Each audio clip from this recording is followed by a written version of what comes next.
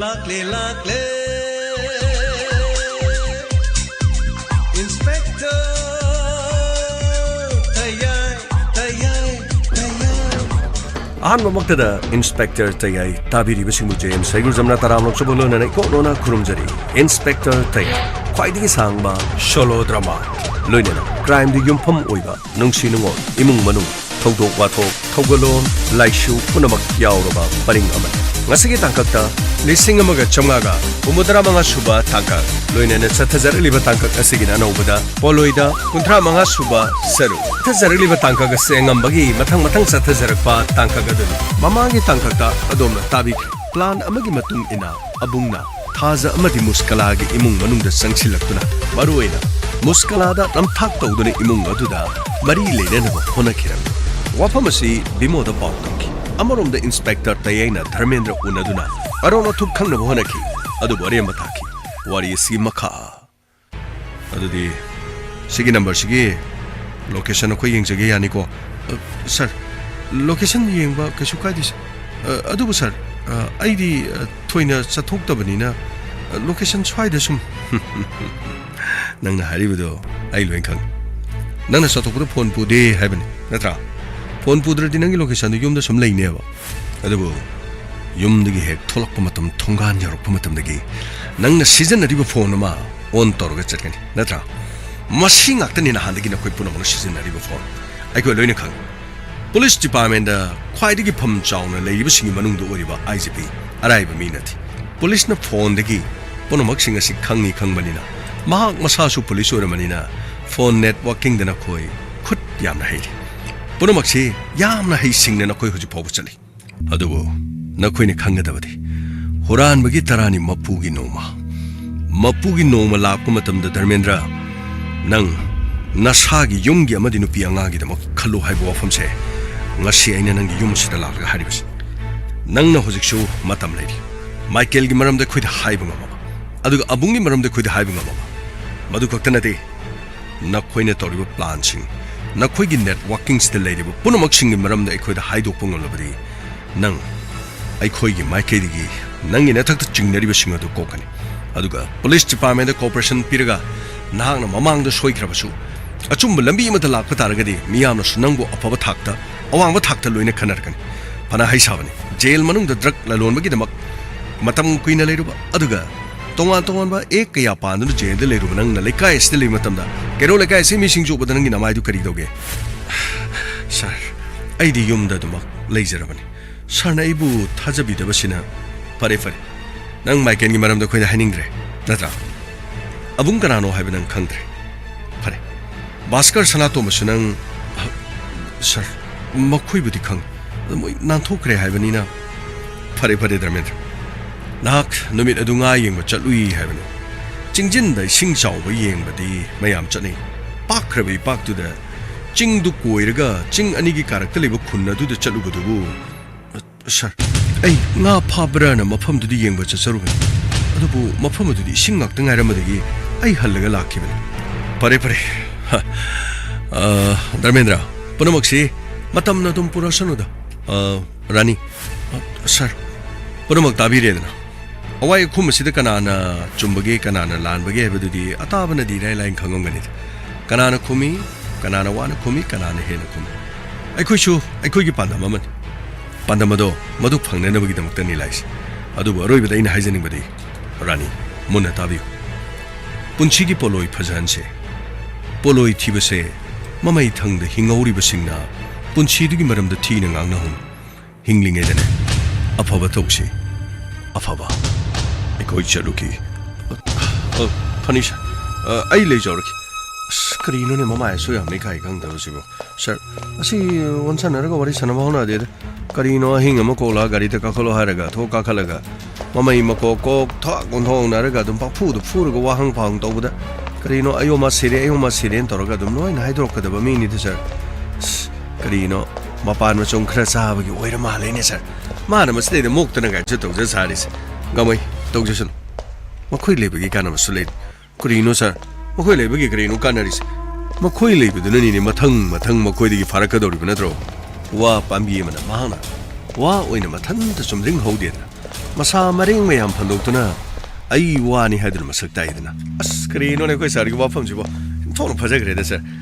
Sir adu di u pambi na hauri si jo. Ai u pambi ni haina ma mayam na masak tak pe yana na ba. Masa yaw na haur ga mana. Mani ni ga mai.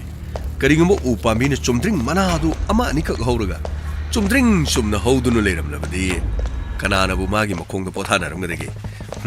Ugi ukong ga pothari ba. U pambi na miyo ba piri ba kana ba si.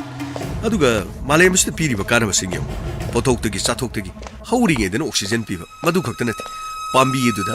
uche kaya gi makono hel. Jiba kaya gi tangjapam hel. Summene sir. Maduni ne hal man hainari se. Karino uche sing do na karino atopa topa mafam jing saru bu kholu ba mayam chmo na mathi do potro potro phai dara ga so. Moi gi mathi da karigeno hai lei saru bu kholu ba sing do. Maru do khong do de saru ina hawi hari bani. Yam sing la hara di uche sing na sen u da mu tonga ga mu makhoi na phai tharak pa do na mu thamma ga mu. As mioi ba khonai da mu pambi mu hawal li bani ni. Hoi ne u do leram dra di ma u do gi khong do da ma soi da na phai thara mo e. Adu bu u do leram ni usa da tonga mu phai thari ni. Hoi ne do na ni ne na hawai karino wahai wahai sa ki ba sing do kut kut yo san ba sing do phai do ro ga na mo as ma chi da na te do pakhang nei sa bi ke a ge te mu upu kang don na mu chan ba kan da mu u gi upu kang don ga na chan na ri si u si yaw do ba ya da ba na te ni masak tak pa da na te ko gi hing ba do su dum bari de chang bi za ni go sir loi ro bro sir krino sir na u wa gi wa pham ni ho do pi ra ga adu ni ni mu na taw masana masa mathan da lep cha bangam da bani na makhoi gi masa maring adu de gi pambi khang na yor ka do ri wasa adu de gi wa pambi yor ka do ri kono mo sing do makhoi guma haibudi dramendra guma makhoi sing si lei buduna khoina su kana ga do sir adu di karino akhoi na magi manak hang ba lai se adu di thoina kana ba lei roi do ri ni sir yeng bani kana na khang kana ba kana da ba haibudu di kona ba di lep ya de dra amoi sindur ICU de lei mahaksu khajitang masa phagat paga akhoi mongondagi statement lorga auji kari kari makhoi gi plan lai habadu khongtok padi khoi kari mada kai thi madu bo khane khongtol badi akhoi sem sadana ngak thokna na bagi damakta phitta leiba khari sukai ba leite dra as yam thina chom me sir adu sir hojik pu kari no damendra gi manak ta gi su kari su khang madi ngamdre sir adu bu makha ta ba se makha ta badi kari torni gamai sindur gi matang da khangna na bona badai aduga abung amadi Michael makhoi gi khungul line na bona badai aduga hospital gi na thok tu chen gi ba baskar madi sanato makhoi gi karam ba kari phibam dale akoi khangna na bona gadam hauji gi koi koi rar soi den ma ke IGP thorol IGP tholok tringi da makhoi gi khomi la mi sengko tu na thamba aduga makhoi na toning thabak kya marum to bu yana na mi dum planning thi jena singa don makhoi gi tungda wakhal taraba hai singna ba ukil kya yum chendra lai madun maram mor kanda soi den ma ke IGP na kari gum khredi soi den torokani lu khreda sir ise ni naw maru mapang ise ise lady bu kholi ba sir maru ina sir gi di phanam lai bani namu section lai tragadi gamai section gi da section mal su kiman magum thokui bayok ya bagi thona do lai gi da sasi gari thon phani sir khangre ni kari hai gi da usi khan je taunari ba mo ma taw sing si ga chalo to thor phani sir kari gi no masi demo sina thom ongda dum lai resina dar ma kai di kari no khara dum no pani kari to ra janom sina kari gi no aina to bu phone mana pairak trip aingona thangai sina kari matang do mana warori bis pare pairak trabadi aina mo kari kana runi to rubata adubu maram do matang di khangni hoi tawrsan aina phane am tawri adubu call back su tawrot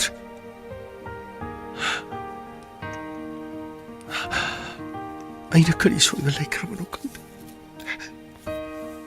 kai dawrage na muksita kapisina kai dawrage aina maron ma to kan sina mi kiri kiri kiri ina dana lai Hey, ayun tino sila inom sana tabak sa kraso. Ado ka na pamaga kama lay dito pamaga tumina lay rulo. Ay na hari se sina padori bani ko. Ado ko ne sila kapta na lao na to budu diyar. Kana na kay dorage. Kangde. Ay hay pam kangde. Hay ma haifam khangdadi kanana khangadorige lawa dukanda lerus law aina ne toriba thabak sing ado law mi changai ba kholai ba mayam du yong law ai tale mafam adu ta mi top mi no hey nupa mate yaw ba nate ne nupi ngak tani ne la isya nupi mayam gi ne si khujin hapa pa semba pa thaba aduga ne mai facial tawba slow sasilo ai nang na thanda stele hobu ai leiba ngam deba dukan na ne hena tal dukan da daga tinabdo ai ma haina deba hey nang na chendo do mani yang no ko meaning oda machina thokna haraban san da jana ne ai se haina daba malena mina sen kok thong mu puto tori thabak singje ure dana dada mina sel kok thong mu puto pa natradi ai khoisibu kari mata to bungam drablo dada tolop su kharga chari khara su hey adu wa du to ne mina somne kharga pirak paduna khuna sum hingle be yabro isagi kerigum khara hona da di kamai tawni phangi ba tolo macha duga adagi khara hapai duga aduna bo hoju pawdi hingbagi wan adubu hingbada sel sang nang sumaina sum aigi apat pa yum sida legada banat nang suno modi yum thadok tuna saturi ni chatloi ai yum thadok mata chatlar haima aduna kari muk tawro gemi kanara kari mu haizilge ba as aidine mathayam saida kari tawro ge no da kanana kari mu hairge ba mino ngarang na hande hari du kaimta su tadi dabi modo aina phone tawbada ma paitr call back su kari mata tawrok kari ge ma de kari gino ba khangte kari gino khangte aina hangdo hanglo basu hangni bo hangdu gi pakhumdu aina hangni bo hangdu di gawe pakhumdu nang adum bijawna kari no ne mana ngang da mo adu mai no mo hairi duna kari mu le ra jano to bugi di ne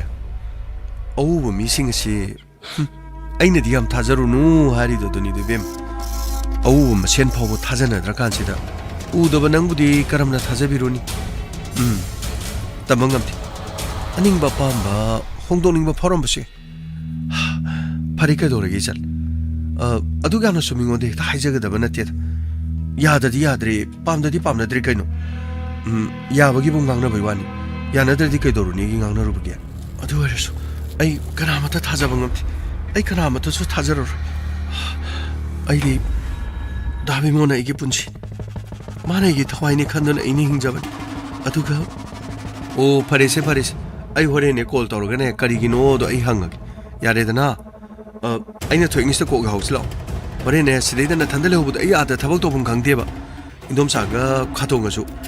labuk ti sing pha thoini nga mayam do na thokta na bane na ada dum laikhre dana ai khoina di somda wari ba moina di khangda ba tolop chara bani do ga na khoise panung da nungai ra ga leiboi khali ba na ne hapa leibagi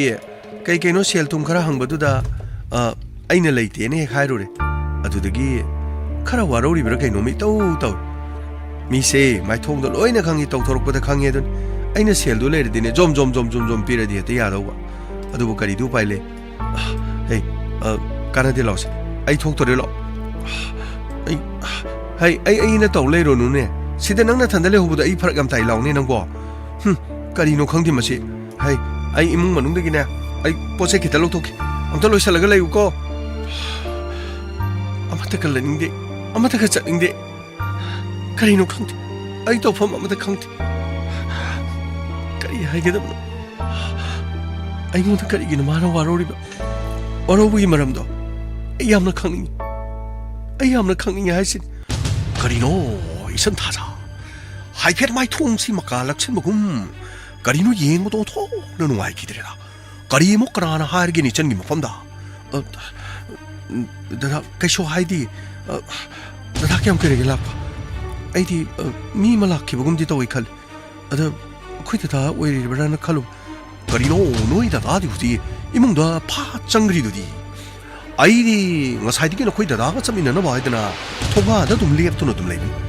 adu bo thorok mandri ya da ni ko ba cha chang ma pusida kari no na chin na wari sanar ma du hai phet ta ba du ki kari no ta gi na chang pu wani nati isal khoi na di ku si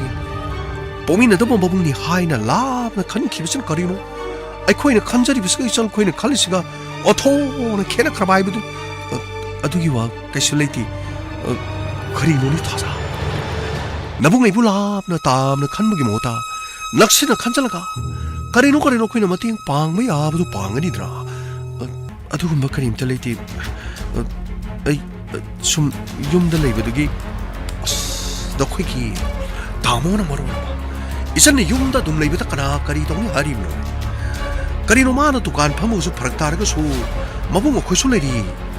ꯌꯨꯝ ꯑꯁꯤꯗ ꯑꯗꯨꯝ ꯌꯨꯝꯌꯥꯏꯗ ꯆꯠꯇ꯭ꯔꯕꯁꯨ ꯁꯨꯃꯥꯡ ꯑꯁꯤꯗ ꯐꯝꯗꯨꯅ ꯑꯗꯨꯝ ꯀꯔꯤꯅꯣ ꯃꯕꯨꯡ ꯑꯩꯅ ꯑꯗꯨꯝ ꯂꯩꯔꯁꯨ ꯌꯥꯏꯗꯅ ꯆꯠꯁꯤ ꯆꯠꯅꯕ ꯇꯧꯁꯤꯔꯣ ꯀꯔꯤꯅꯣ ꯏꯇꯥꯎ ꯑꯩꯈꯣꯏ ꯏꯆꯟ ꯊꯥꯖꯁꯤ ꯀꯩꯅꯣ ꯃꯥꯏꯊꯣꯡꯁꯤ ꯌꯦꯡꯕꯗ ꯑꯣꯟꯊꯣꯛꯅ ꯅꯨꯡꯉꯥꯏꯈꯤꯗ꯭ꯔꯦꯅ ꯀꯔꯤꯅꯣ ꯃꯥꯅ ꯈꯜꯂꯤꯕ ꯃꯥꯅ ꯃꯅꯤꯡ ꯊꯨꯡꯗ꯭ꯔꯤꯁꯤꯕꯨ ꯅꯠꯇꯦ ꯃꯕꯨꯡ ꯑꯩꯈꯣꯏ ꯂꯩꯔꯤꯉꯩꯗ ꯃꯥꯅ ꯀꯔꯤꯅꯣ ꯋꯥꯔꯤꯁꯤꯕꯨ ꯑꯇꯩꯒꯤ ꯅꯠꯇꯦ ꯃꯈꯣꯏꯒꯤ ꯅꯨꯡꯁꯤ ꯅꯨꯡꯉꯣꯟꯒꯤ ꯋꯥꯔꯤꯗꯨꯅꯤ ꯑꯗꯨ ꯑꯣꯏꯔꯗꯤ ꯏꯆꯟꯒꯤ ꯃꯐꯝꯗ ꯀꯅꯥꯅꯣ ꯃꯤꯔꯥꯏꯔꯤꯗꯨ ꯑꯃꯨꯛꯇꯪ ꯁꯥꯗꯅ ꯑꯩꯉꯣꯟꯗ ꯍꯥꯏꯔꯛꯑꯒꯗꯤ ꯑꯩꯅ ꯃꯥꯕꯨ ꯀꯣꯛ ꯋꯥꯔꯛꯀꯁꯨ ꯌꯥꯅꯤ ꯑꯗꯨꯒꯤ ꯋꯥꯗꯤ ꯇꯣꯛꯁꯦ ꯀꯩꯅꯣꯅꯦ ꯄꯨꯂꯤꯁꯅꯦ ꯄꯨꯂꯤꯁ ꯄꯨꯂꯤꯁ ꯑꯗꯨ ꯑꯣꯏꯔꯗꯤ ꯏꯇꯥꯎ ꯑꯩꯈꯣꯏꯒ ꯄꯨꯂꯞ ꯄꯨꯟꯕ ꯏꯟꯁꯄꯦꯛꯇꯔ ꯇꯌꯥꯏꯒꯤ ꯃꯇꯨꯡ ꯏꯟꯕ ꯃꯃꯤꯡꯗꯨ ꯀꯔꯤꯕ ꯚꯤꯃꯣ ꯍꯥꯏꯕꯅꯤ ꯚꯤꯃꯣ ꯀꯔꯤꯅꯣ ꯃꯥꯅ ꯏꯆꯟꯒꯤ ꯊꯃꯣꯏꯕꯨ ꯀꯥꯏꯍꯟꯅꯕ ꯍꯣꯠꯅꯔꯤꯕ ꯋꯥꯔꯤ ꯐꯖꯅ ꯁꯥꯟꯅꯕꯒꯤ ꯃꯊꯧ ꯇꯥꯏ ꯑꯩ ꯑꯗꯨꯝ ꯁꯥꯟꯅꯔꯒꯦ ꯑꯗꯨꯒꯤꯗꯤ ꯌꯥꯅꯤ ꯗꯨꯀꯥꯟ ꯊꯦꯡꯈ꯭ꯔꯅꯤ ꯂꯥꯛꯑꯣ ꯊꯥꯖ ꯂꯥꯛꯑꯣ ꯅꯕꯨꯡꯒꯤ ꯒꯥꯔꯤꯗ ꯄꯨꯟꯅ ꯌꯥꯎꯈ꯭ꯔꯁꯤ ꯂꯥꯛꯑꯣ ꯗꯗꯥ ꯑꯗꯨꯝ ꯈꯣꯡꯅ ꯑꯗꯨꯝ ꯑꯩ ꯂꯥꯛꯑꯁꯨ ꯂꯥꯛꯑꯒꯦꯕ ꯍꯩ ꯀꯔꯤꯅꯣ ꯅꯪꯅ ꯈꯣꯡꯅ ꯂꯥꯛꯀꯦ ꯍꯥꯏꯗꯨꯕꯣ ꯅꯊꯟꯗ ꯀꯃꯥꯏꯅ ꯆꯠꯇꯣꯏꯅꯣ ꯅꯪ ꯃꯤꯠ ꯎꯗ꯭ꯔꯕꯅꯦ ꯁꯤꯕꯨ ꯀꯥꯎꯔꯕ꯭ꯔꯣ ꯗꯗꯥꯒ ꯑꯗꯨꯝ ꯈꯣꯡꯅ ꯆꯠꯂꯁꯨ ꯌꯥꯕꯗꯨꯕꯨ ꯀꯔꯤꯅꯣ ꯈꯪꯗꯦ ꯃꯤꯒꯤ ꯒꯥꯔꯤꯗ ꯑꯩꯈꯣꯏꯒꯤ ꯏꯆꯟ ꯊꯥꯖꯒꯤ ꯋꯥꯐꯝꯁꯤꯗꯤ ꯑꯣꯟꯊꯣꯛꯅ ꯏꯀꯥꯏꯖꯈ꯭ꯔꯕ ꯋꯥꯅꯤ ꯃꯤꯒꯤ ꯒꯥꯔꯤ ꯀꯀꯥꯏꯗꯅ ꯍꯦꯛꯇ ꯁꯥꯠ ꯍꯦꯛꯇ ꯍꯥꯏꯖꯤꯜꯂꯤ ꯃꯕꯨꯡꯅꯤ ꯀꯀꯥꯏꯅ ꯑꯗꯨꯝ ꯈꯜꯂꯗꯤ 이라이 라이나 타박실 오이나 라이비 알아보시다 그리노 엉까가 맞다 타먹토 라헬루 가가이드로 나티 아마가 시 호나르가 아마가 시 카이도가 시기 폴 타할루 가이나 하이너리도 나티 폴도 꼭 타할라가 로레 선 와리 두부가리기로 잘라시 두칸노 클라인 명 나이 레오리면 라올로 사실로 이선 타자 nga세리 나붕 애기 가리시 동도래더라 가리다 사다 까컷비로 아이 사는 두칸 보고 통저가 가리노 두칸도 거의 뿐네 상나가 레를 로리게 도르게 라오 사실 오게 도르게 사 나오션 타자 라오 사실 오게 도르게 넘어 라오 션 타자 라오 파전시 그것도 정말 파전을 값을려야 된다 10월에도 비모다 꼭 타비는 통해서 미나 그래도 이행부 생검들이 이시 오로로로로 헥타르 나 공가시 까리노 이마이피마 승자에게 이러버잔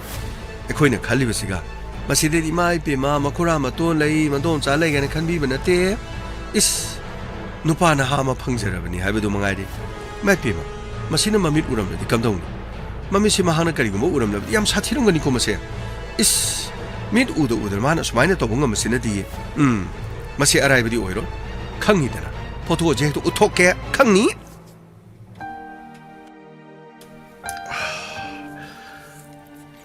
아이 아마나 더러레타 그리고 가나르든 마기 아닌바 밤바 마기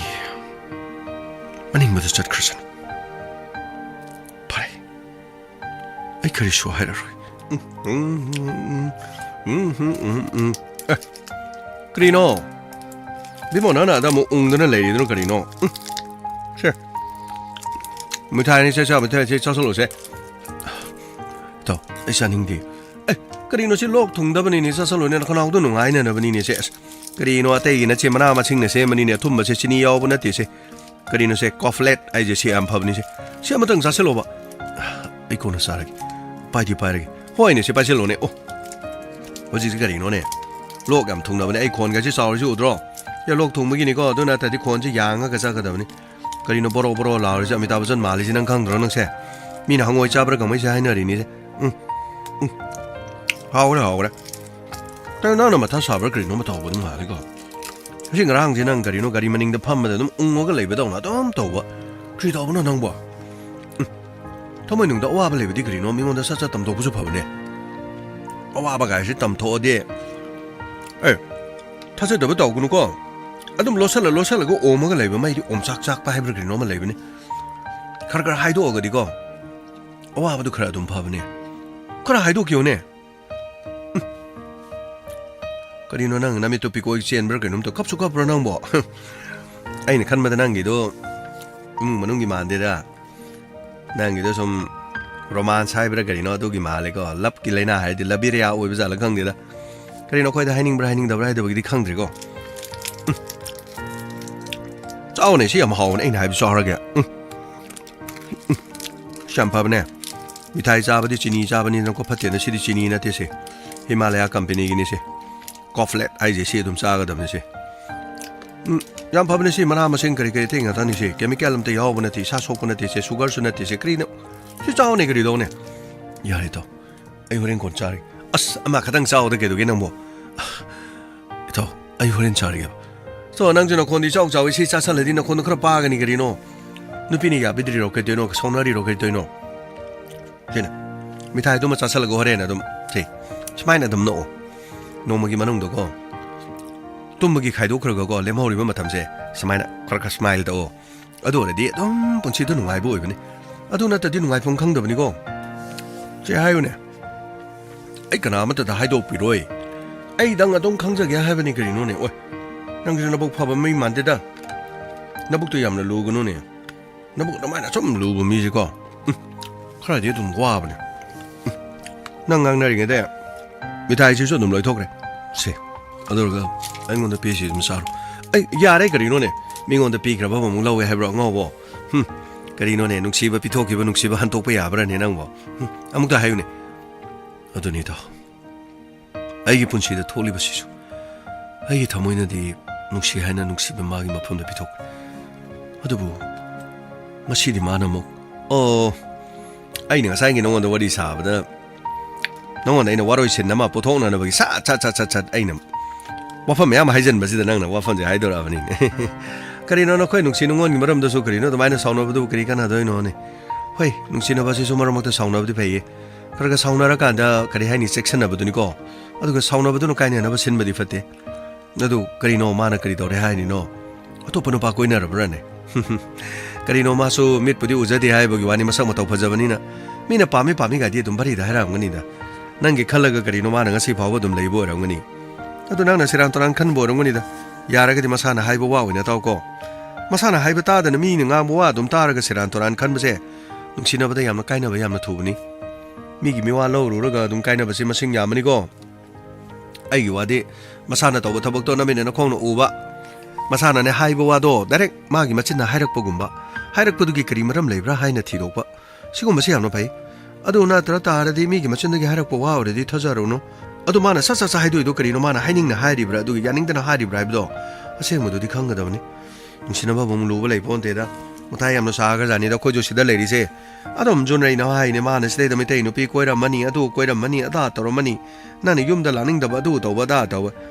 ai na jun rei ngai kho nang ai gi yum pan ba gi matam lai di ga no sen khara tungjan gi senang so ada dum tokbom tokbu da to hai akhoi adai de english school ma lai adai de khara khara daim gi tisar oi ba de gi hojik ti krino school da cha ba de gi pisa ga ju khara ga phangjare ma so dum kana jare adu di yam no phabu wani gen lohong ba yara ne de kadai de gi no da nang so mo in sele da lohong ba hai se lohong ba je punchi da mo ka da hong ga da ne ata nang hauroi do na chai tra ni pan ma pan kun ko ma thoi ko ni thoi kolum de kun mari ko ma da ke do do no phajana isa gi fire ma le ra ka na bank balance le ra ka na adu ga phajana dum lohong ba ye karino lohong ba gi da mukta di chai kontra hundoi adu gi matung do hong su ye ni phu bu yaudra de kri su gai de da karino nang so mo pharak tora mu tok sile amuk a junai da ga mo na yum palo ga nin jal ni ko ma na maro ma chele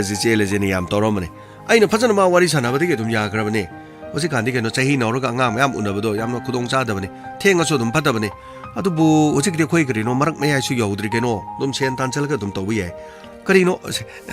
nang na saunari de karino mana sen cha ba da nang na ya da bu gumba na tra nang na sen cha ba da mana ya da bu gumba na ti kari ma thang no ba nang na hai da ba na buk ti ung thong na lu ba mi ne nang so sen ba karino se karino itaw ro hol pa ba da ba mi ma ya loi khang ai ga tang di khang gi ba ne ga mai da di lot ka no kri su kana ro e taw itaw lot ba gi wa na ti hai dok bu di kai ba wa ta ba da nungai ro ai wari se ai kari ma ta tam ning อัสกรีโน่นี่นั่งน่ะตำนิ่งดับโดยคุยแต่ตำทั่วกะนั่นที่นั่งน่ะสานะลกจารีบัด decision ตัวอัพบัด decision ละนั่นตระก็กรีโน่คุยไม่ยามตานารักันตัวช่วยคุยน่ะสู้ข้างไหนบักว่านั่นที่อัสอิสานะขันมังงักตั้งน่ะสมมุติเดี๋ยวนี้ก็นุ่งชินงวนเกดูกับปุ่นชิกิคงทางไอ้สติยามน่ะรู้บันอะตัวเองน่ะน้องน่ะให้เดี๋ยวส่วนนั่งนี่เห็นข้างบัวนี่นะคุยน่ะโอ้เราภาษาบักว่านั่นที่แต่เสียงน่ะให้เราบัดก็มาสิกิมาทางจิตกรีโน่ข้างไหนกิหมดขรกันลงน่ะบัดดุมพาบัจานี่นั่งไอ้นี่ให้ดิสินั่งน่ะที่ตานิ่งงำตัวบ่สิใหญ่ก็อะดูให้ยังแน่นั่งว่าจะบอกก็มาทำได้กระดาษซื้อยาวบีก็ได้บรรณาทีมาสิมาที่มุนน่ะต้องขังโซ่ให้ดิสินี่ก็ไอ้กี่ว่าที่คาราคาราพัฒนาตานาอะไรก็เท่าถ้าบอกตัวมาทำดูก็ยามในไร่ไร่เนี่ยขันกันว่าให้ดิสินี่ก็อะดูว่าที่อะที่คริสต์นัดที่มาคุยกี่ยมได้มาสักขังได้แบบมีมาสังกัดมุสกลากะกาเห็นนักสินะนะอีมึงว่าดูได้เอาวันบ่ห้องมาคราลาพอยวานอัสไอ้น่ะให้มาดูนี่คริก็มาคราดิสวยแต่น้ำท้องกันเนี่ยนะนั่งน่ะดูว่าพ่อมดูบุกรีโน่นั่นที่มาสร้างวารีสันนับตะกรีให้เกมาที่กรีมาตะขังดูบ่ดูน่ะตัวมาดูก็อีมึงว่าดูมีจังให้บ่ว่าพ่อมดูสู้ไอ้นี่มึงว่าดูหัวดูบ่ดีเลยที่อัสอะดูที่ก็ได้ที่ยานี่นั่งน่ะให้ก็ดูบ่นี่เนี่ยดูที่แล้วคุยกี่มึงดูแลอีบันอุปาดูกันน่ะกรีโน่มาก็ได้ที่ระกรีระมาน่ะไล่ดูกรีมาเรื่องนี่โน่ให้ก็ดูนี่นุปาดูกี่มามิงกรีก็วิกรีเลยใกล้ที่โน่มาน่ะคุยมึงดูลักษณะดูกรีโน่นั่นที่isam jam na ma kari no jiki muskala jo ma jo nu pi dong na taw jabani na mangwa da ngau jabagi taw ri ra na traga kari no mabung tinara ga macha nu pi koi ba hai ba musu leibni ko khodong thiba amu thok tana na ti adu gi wa wa di akoi chu kari tor ga tur chat pi yai kari no noi taw se kari no nang kana no nang kadai de gi no gai no khoi na hang so dum ya ba du bu nang na du wa pham du gi na than da dum ung da na leidi du tan bu tan de nang su ba ta seng na hai da ba de adu gi da ma pu se ai na hai droว่าที่มีก็ต้องนั่งน่าทกกันแบบนี้ให้น่าทกกันแบบนี้นะขณะนั้นก็ต้องว่าเสียต้องทกไปจนเลยนี่อีใช่ท่านแต่ต้องมังกันเลยแล้วก็กระดิ่งเนาะมีให้เนี่ยแบบนี้ก็เอาว่าแบบมีเนาะว่าขันตัวต้องว่าตัวนั่นเลยนี่ไงที่น่าบมารุมน่ะต้องหังบีระกันมากเอาว่าแบบตัวเก่าทงเนาะบุหัวน่ะแบบมีตัวกี่ว่าเขาสเตรสกระดิ่งเนาะลอยน่ะฟ้าแบบนี้เนี่ยมีเนาะว่าเรื่องไงตัวเอาว่าแบบว่าดีสัจจันบะมีเนาะว่าเรื่องไงตัวเอาว่าแบบเป่าตำจันบะที่ไงว่าพิชาแล้วก็มีตัวเห็นไม่เขาบุญให้ไปจนนั่งขังเดินมาเลยนี่นั่นที่น้องน่าซามักชูอะตัวบอกง่ายมักซาสุนัขที่มาน่ะนุป้าดูก็มาดีเลยเนี่ยให้พระน้องน่ะมาท่าสารีดูบ่นั่งอยู่ทุกครั้งเนี่ยอะดูน่ะมาระโมยแล้วก็มาน่ะตบว่าผลไปแต่ว่าน่ะตระก็นั่งน่ะตบว่าผลไปแต่บ่กุมบ่นักค่อยนี่มารักตะง่างมาซาสาบ่กุมบ่ซอยนั่นเลยรำกันนี่นะไอ้ตัวเลยนั่งข้างบีบันนี้ก็ปันจีกีไตป์ตัวลอยน่ะพอรอกันนี่มาสิที่นุกชีน่ะบ่คนที่มักแต่ย่ามาลอยน่ะสมัยน่ะดุมเต่าอยู่บ่ก็ดีให้กันแต่บ่นุข้างดิสักง่างมาซากีมาวงมาเลยดาดูตันนิ่งดิก็นั่งน่ะตะละก็ไอ้พรตบบิเกซิไอ้พรตระก็กะรีโนไอ้ดุมหังบิเกง่างน่ะปีมาซาตัวมาซาน่ะมันมีกูจะดะบันนี้น่ะนั่งน่ะทำไมเนี่ยตัววัตถุธรรมะเนี่ยเห็นว่าขันตัวนุ่งไอ้จรวยตัวนี้แบบนี้เนี่ยแต่ที่นั่งน่ะมาบุยามน่ะไม่ได้ประมาณคิดเนี่ยให้แบบนี้เนี่ยอาเซียนมาจุ่มดูกรีนกขังน่ะบุหัวน่ะบุยาดรอตัวก็ไม่มาสิสูพ่อโตมาท่าเจริญกรีพ่อโตโน่เนี่ยท่าเจริญสินะแต่ที่ท่าเจริญมันมีตัวน่ะขนาดโน่ตัวน่ะกรีพ่อโตโน่บ่พ่อโตดูมาคุยกับมึงตลอดคนป้าที่กรีตัวโตมั้งมาบุ้งดูก็มาก็ได้ตัวเสลีโน่สุขังนั่งอยู่ว่าสิดีตมกบะมีมาดีก็อะไรเนี่ยดูดีก็ตมกบะมีตัวนั้นกันนะตัวก็ไม่ตมกบะมีดูดีให้เรามาหน้าว่าพ่อไม่ใช่มาหน้าตำมันนี่นะให้กันเฮ้ใครเราไปดีมาข้าทานเอาปอกปีเราลูกให้นั่งอยู่ว่าดีสิเดี๋ยวได้ดมเลยเรนมาบรัตสุกนีกันนะโน้ตดมเต่าเรนนั่งอยู่ดูก็สุกนีให้ดิสิมาบรัตควายที่กี่พ่อบะมีเนี่ยตัวนั่งอยู่สิบ่ไอ้กี่เซ่ดราม่ากี่ว่านะทีดราม่าคนที่มากี่ว่าดีอ่ะมันลอยนั่นเลยมันว่าดีดูกี่ลอยนั่นเมสเซจมันปีมันมีอะไรขันได้ดิสินะเนี่ยว่าดีดูตาร์ก็ว่าดีดูกี่มันนุ่งนุ่งไงเตะขัดกันอาเซียนว่าไอ้น่ะตาริบว่าดีดูกระดิ่งเมสเซจปีริบนุขัดละกันนะมาดูกี่มันนุ่งดูกี่อภาวะสิ่งโลกเช่นกันได้บ้างเนี่ยสุขนิ่งหาดีดูกี่มันพัฒนาแบบมีอามาดินาทีนะมากี่ชั่วโมงมันเอาสิ่งที่พลับดูจะโดนกระดิ่งเนาะมวยเนี่ยน้องไม่ใกล้แบบปีรุยคนเลยให้ไปกี่ตัวแต่ละมันคมมากมากี่มากี่สุภาพมีนาริบดูลอยเนี่ยมาทั้งหาละกันอามาคงเตะตันหิงเอาไปดูมาเนี่ยยกปีแล้วก็ทำบีเลยอะดูก็กระดิ่งเนาะอามาตัวนั้นกรีนว่าพอมตัวกันอามาตัวไฮโดโรยไฮเรก้ามานะบอร์มันทรีโอเรก้าอาพอภาษาก็มีคนที่ฮิกายว่าปีระก้านั่นที่สุราหลังจากแบบมีกี่มาเชื่อมันเอามังอาดูน้ำตัวนั้นสบอร์ชนะแล้วก็มาหาบริหารทัวร์เลยมีด้วยนะมากี่ละมันคงไม่ยามนั่นแบบมีคนแต่ละมันคงไม่มีช่วยตัวน้อยตรงนี้ก็นั่งกี่ตัวมันสมยังมากันนุ่งไงเนี่ยแต่แบบกรีโนเลยมันเอาตัวมันยังอะดูก็มันมีดีกรีมตัวนั้นตัวสิไอ้กรีเลยแกให้ไปดูยังนั่งกี่ว่าตัวตาไปที่ยามที่หนูว่าไปกรีเอาเลยก็นั่งกรีโน่ไอ้มุสกลาตัวตะพอนตัววิวรอนั่นที่มากไอ้กรีโน่มาหวายกี่มากกี่ทุนรักพี่กี่ใช่กับช่วยมันเลยวันนี้ ꯑꯗꯨ ꯏꯁꯩꯗꯨꯒꯤ ꯃꯇꯥꯡꯗ ꯀꯔꯤꯅꯣ office ꯀꯥꯔꯣ ꯀꯔꯤꯅꯣ ꯍꯟꯗꯛꯀꯤ ꯀꯨꯝꯍꯩ ꯍꯔꯥꯎꯁꯤ ꯀꯔꯤꯅꯣ ꯈ꯭ꯋꯥꯏꯗꯒꯤ ꯅꯛꯄ ꯀꯨꯝꯍꯩ ꯍꯔꯥꯎꯗ ꯀꯔꯤ ꯂꯩ ꯑꯗꯩꯗ ꯀꯩꯅꯣ ꯐꯟ ꯆꯣꯡꯁꯦ ꯈꯣꯠꯁꯦ ꯀꯥꯏꯅ ꯍꯥꯏꯔ ꯂꯣꯏꯔꯦ ꯁꯤꯗꯒꯤꯗꯤ ꯀꯩꯅꯣ ꯅꯤꯉꯣꯜ ꯆꯥꯛꯀꯧꯕ ꯂꯥꯛꯁꯜꯂꯛꯑꯅꯤ ꯅꯤꯉꯣꯜ ꯆꯥꯛꯀꯧꯕꯒꯤ ꯀꯔꯤꯅꯣ ꯊꯥꯕꯜ ꯑꯃꯇꯪ ꯆꯣꯡꯁꯦ ꯍꯥꯏꯕ꯭ꯔꯥ ꯀꯔꯤꯅꯣ ꯑꯗꯨꯝ ꯇꯧꯔꯒ ꯅꯠꯇꯦ ꯑꯩ ꯐꯣꯟ ꯇꯧꯁꯜꯂꯒ ꯑꯁꯦꯡꯕꯗꯨ ꯀꯔꯤꯅೋ ꯈꯪꯗꯧꯔꯕ ꯑꯁ ꯌꯥꯔꯦ ꯁꯤꯗ ꯑꯩ ꯀꯔꯤ ꯂꯩꯒꯦꯗꯣ ꯑꯩ ꯌꯦꯡꯉꯒꯦ ꯅꯪꯁꯨ ꯍꯥꯏꯅꯤꯡꯗꯦꯅꯦꯀꯣ ꯅꯈꯣꯏ ꯃꯌꯥꯝꯒꯤ ꯒꯨꯔꯨꯅꯤꯅꯦ ꯑꯩ ꯂꯩꯔꯤꯁꯦ ꯅꯣꯏꯗꯤ ꯀꯔꯤꯃꯇ ꯑꯩꯉꯣꯟꯗ ꯍꯥꯏꯅꯤꯡꯗꯕꯁꯨ ꯁꯥꯏ ꯁꯦ ꯑꯩꯉꯣꯟꯗ ꯅꯪꯅ ꯑꯁꯦꯡꯕ ꯋꯥꯐꯝꯁꯤꯡꯗꯣ ꯍꯥꯏꯗꯣꯛꯄꯤꯔꯗꯤ ꯑꯩ ꯁꯣꯂꯨꯁꯟꯗꯣ ꯂꯣꯏ ꯄꯨꯔꯛꯅꯕ ꯍꯣꯠꯅꯕꯤꯒꯦ ꯀꯔꯤꯒꯤꯅꯣ ꯅꯪꯅ ꯍꯧꯖꯤꯛ ꯁꯥꯎꯔꯤꯁꯦ ꯅꯪꯅ ꯐꯣꯟ ꯇꯧꯕ ꯃꯥꯅ ꯄꯥꯏꯗꯕ ꯅꯠꯇ꯭ꯔꯒ ꯃꯥꯅ ꯇꯧꯕꯗ ꯅꯪꯅ ꯄꯥꯏꯗꯕ ꯑꯃꯗꯤ ꯁꯣꯏꯗꯅ ꯌꯥꯎꯔꯝꯒꯅꯤꯀꯣ ꯌꯥꯎꯏꯀꯣ ꯆꯨꯝꯃꯤꯀꯣ ꯌꯥꯔꯦ ꯁꯤꯗꯣ ꯇꯣꯛꯑꯁꯤ ꯅꯪꯅꯗꯤ ꯇꯣꯛꯑꯁꯤ ꯍꯥꯏꯔꯦ ꯅꯀꯣꯛ ꯁꯥꯅꯕꯅꯤ ꯃꯤꯅ ꯉꯥꯡꯉꯤꯁꯤ ꯑꯗꯨꯝ ꯇꯥꯎꯅꯤꯗꯣ ꯀꯔꯤꯅꯣ ꯏꯆꯟ ꯊꯥꯖꯗꯕ ꯅꯪꯅ ꯀꯔꯤꯅꯣ ꯅꯨꯡꯁꯤꯔꯤꯕꯅꯤ ꯍꯥꯏꯗꯅ ꯃꯤꯒꯤ ꯃꯃꯤꯠꯁꯨ ꯎꯖꯗꯕꯁꯨ ꯅꯪꯅ ꯅꯨꯡꯁꯤꯕꯤꯔꯦ ꯑꯗꯨꯒ ꯑꯃꯨꯛ ꯑꯗꯨꯒꯤ ꯋꯥꯔꯤꯗꯨꯒꯤ ꯈꯨꯗꯣꯡꯆꯥꯕ ꯂꯧꯔꯒ ꯅꯪꯅ ꯏꯆꯟꯕꯨ ꯂꯥꯞꯊꯣꯛꯀꯦ ꯍꯥꯏꯔꯤꯕ꯭ꯔꯣ ꯑꯗꯨꯒꯤ ꯋꯥ ꯅꯠꯇꯦꯗ ꯃꯈꯣꯏꯅ ꯇꯧꯔꯤꯕ ꯊꯕꯛꯇꯨꯅ ꯃꯗꯨꯅ ꯍꯦꯟꯅ ꯃꯥꯏ ꯄꯥꯛꯀꯅꯤ ꯃꯈꯣꯏꯒꯤ ꯄꯨꯟꯁꯤꯗ ꯈꯣꯡꯊꯥꯡ ꯑꯗꯨꯅ ꯈ꯭ꯋꯥꯏꯗꯒꯤ ꯐꯔꯦꯅ ꯈꯜꯂꯒꯗꯤ ꯃꯈꯣꯏꯅ ꯇꯧꯖꯔꯤꯕ ꯊꯕꯛꯇꯣ ꯑꯗꯨꯗ ꯑꯗꯨꯝ ꯇꯧꯖꯔꯁꯨ ꯑꯩ ꯆꯪꯉꯒꯦ ꯑꯩ ꯂꯣꯏꯁꯜꯂꯨꯒꯦ ꯁꯥꯔꯅ ꯑꯃꯨꯛ ꯊꯕꯛ ꯆꯠꯁꯦ ꯍꯥꯏꯔꯛꯀꯅꯤ ꯑꯩ ꯂꯣꯏꯁꯜꯂꯨꯒꯦ ꯀꯔꯤꯅꯣ ꯑꯝꯇ ꯉꯥꯏꯈꯣꯅꯦ ꯀꯔꯤꯅꯣ ꯃꯁꯤ ꯅꯨꯄꯥꯁꯦ ꯑꯃ ꯆꯠꯈ꯭ꯔꯦꯅꯦ ꯃꯁꯦ ꯌꯥꯔꯔꯣꯏꯗꯣ ꯃꯁꯦ ꯄꯨꯔꯥ ꯂꯕꯦꯔꯤꯌꯥ ꯅꯥꯔꯦꯗꯣ ꯃꯤꯅ ꯉꯥꯡꯉꯤꯁꯦ ꯃꯥ ꯏꯇꯥ ꯇꯥꯗꯦꯅꯦ ꯑꯩꯅ ꯉꯥꯡꯉꯤꯁꯦ ꯑꯗꯨꯝ ꯐꯅꯌꯥꯝ ꯆꯨꯝꯕꯗꯤ ꯌꯥꯎꯔꯝꯒꯅꯤꯗ ꯈꯔ ꯂꯥꯜꯂꯁꯨ ꯀꯔꯤꯅꯣ ꯃꯥꯅ ꯁꯥꯔꯤ ꯃꯊꯥꯁꯦ ꯑꯗꯨꯕꯨ ꯃꯁꯥꯅ ꯍꯥꯏꯗꯣꯛꯅꯤꯡꯗ꯭ꯔꯕꯅꯤꯅ ꯀꯔꯤ ꯇꯧꯔꯨꯅꯤꯀꯣ ꯑꯗꯨꯕꯨ ꯀꯥꯡꯃꯩꯅ ꯀꯔꯤꯅꯣ ꯁꯣꯏꯗꯅꯗꯤ ꯅꯪꯒꯤ ꯀꯦꯁꯇꯣ ꯁꯣꯜꯕ ꯇꯧꯒꯅꯤ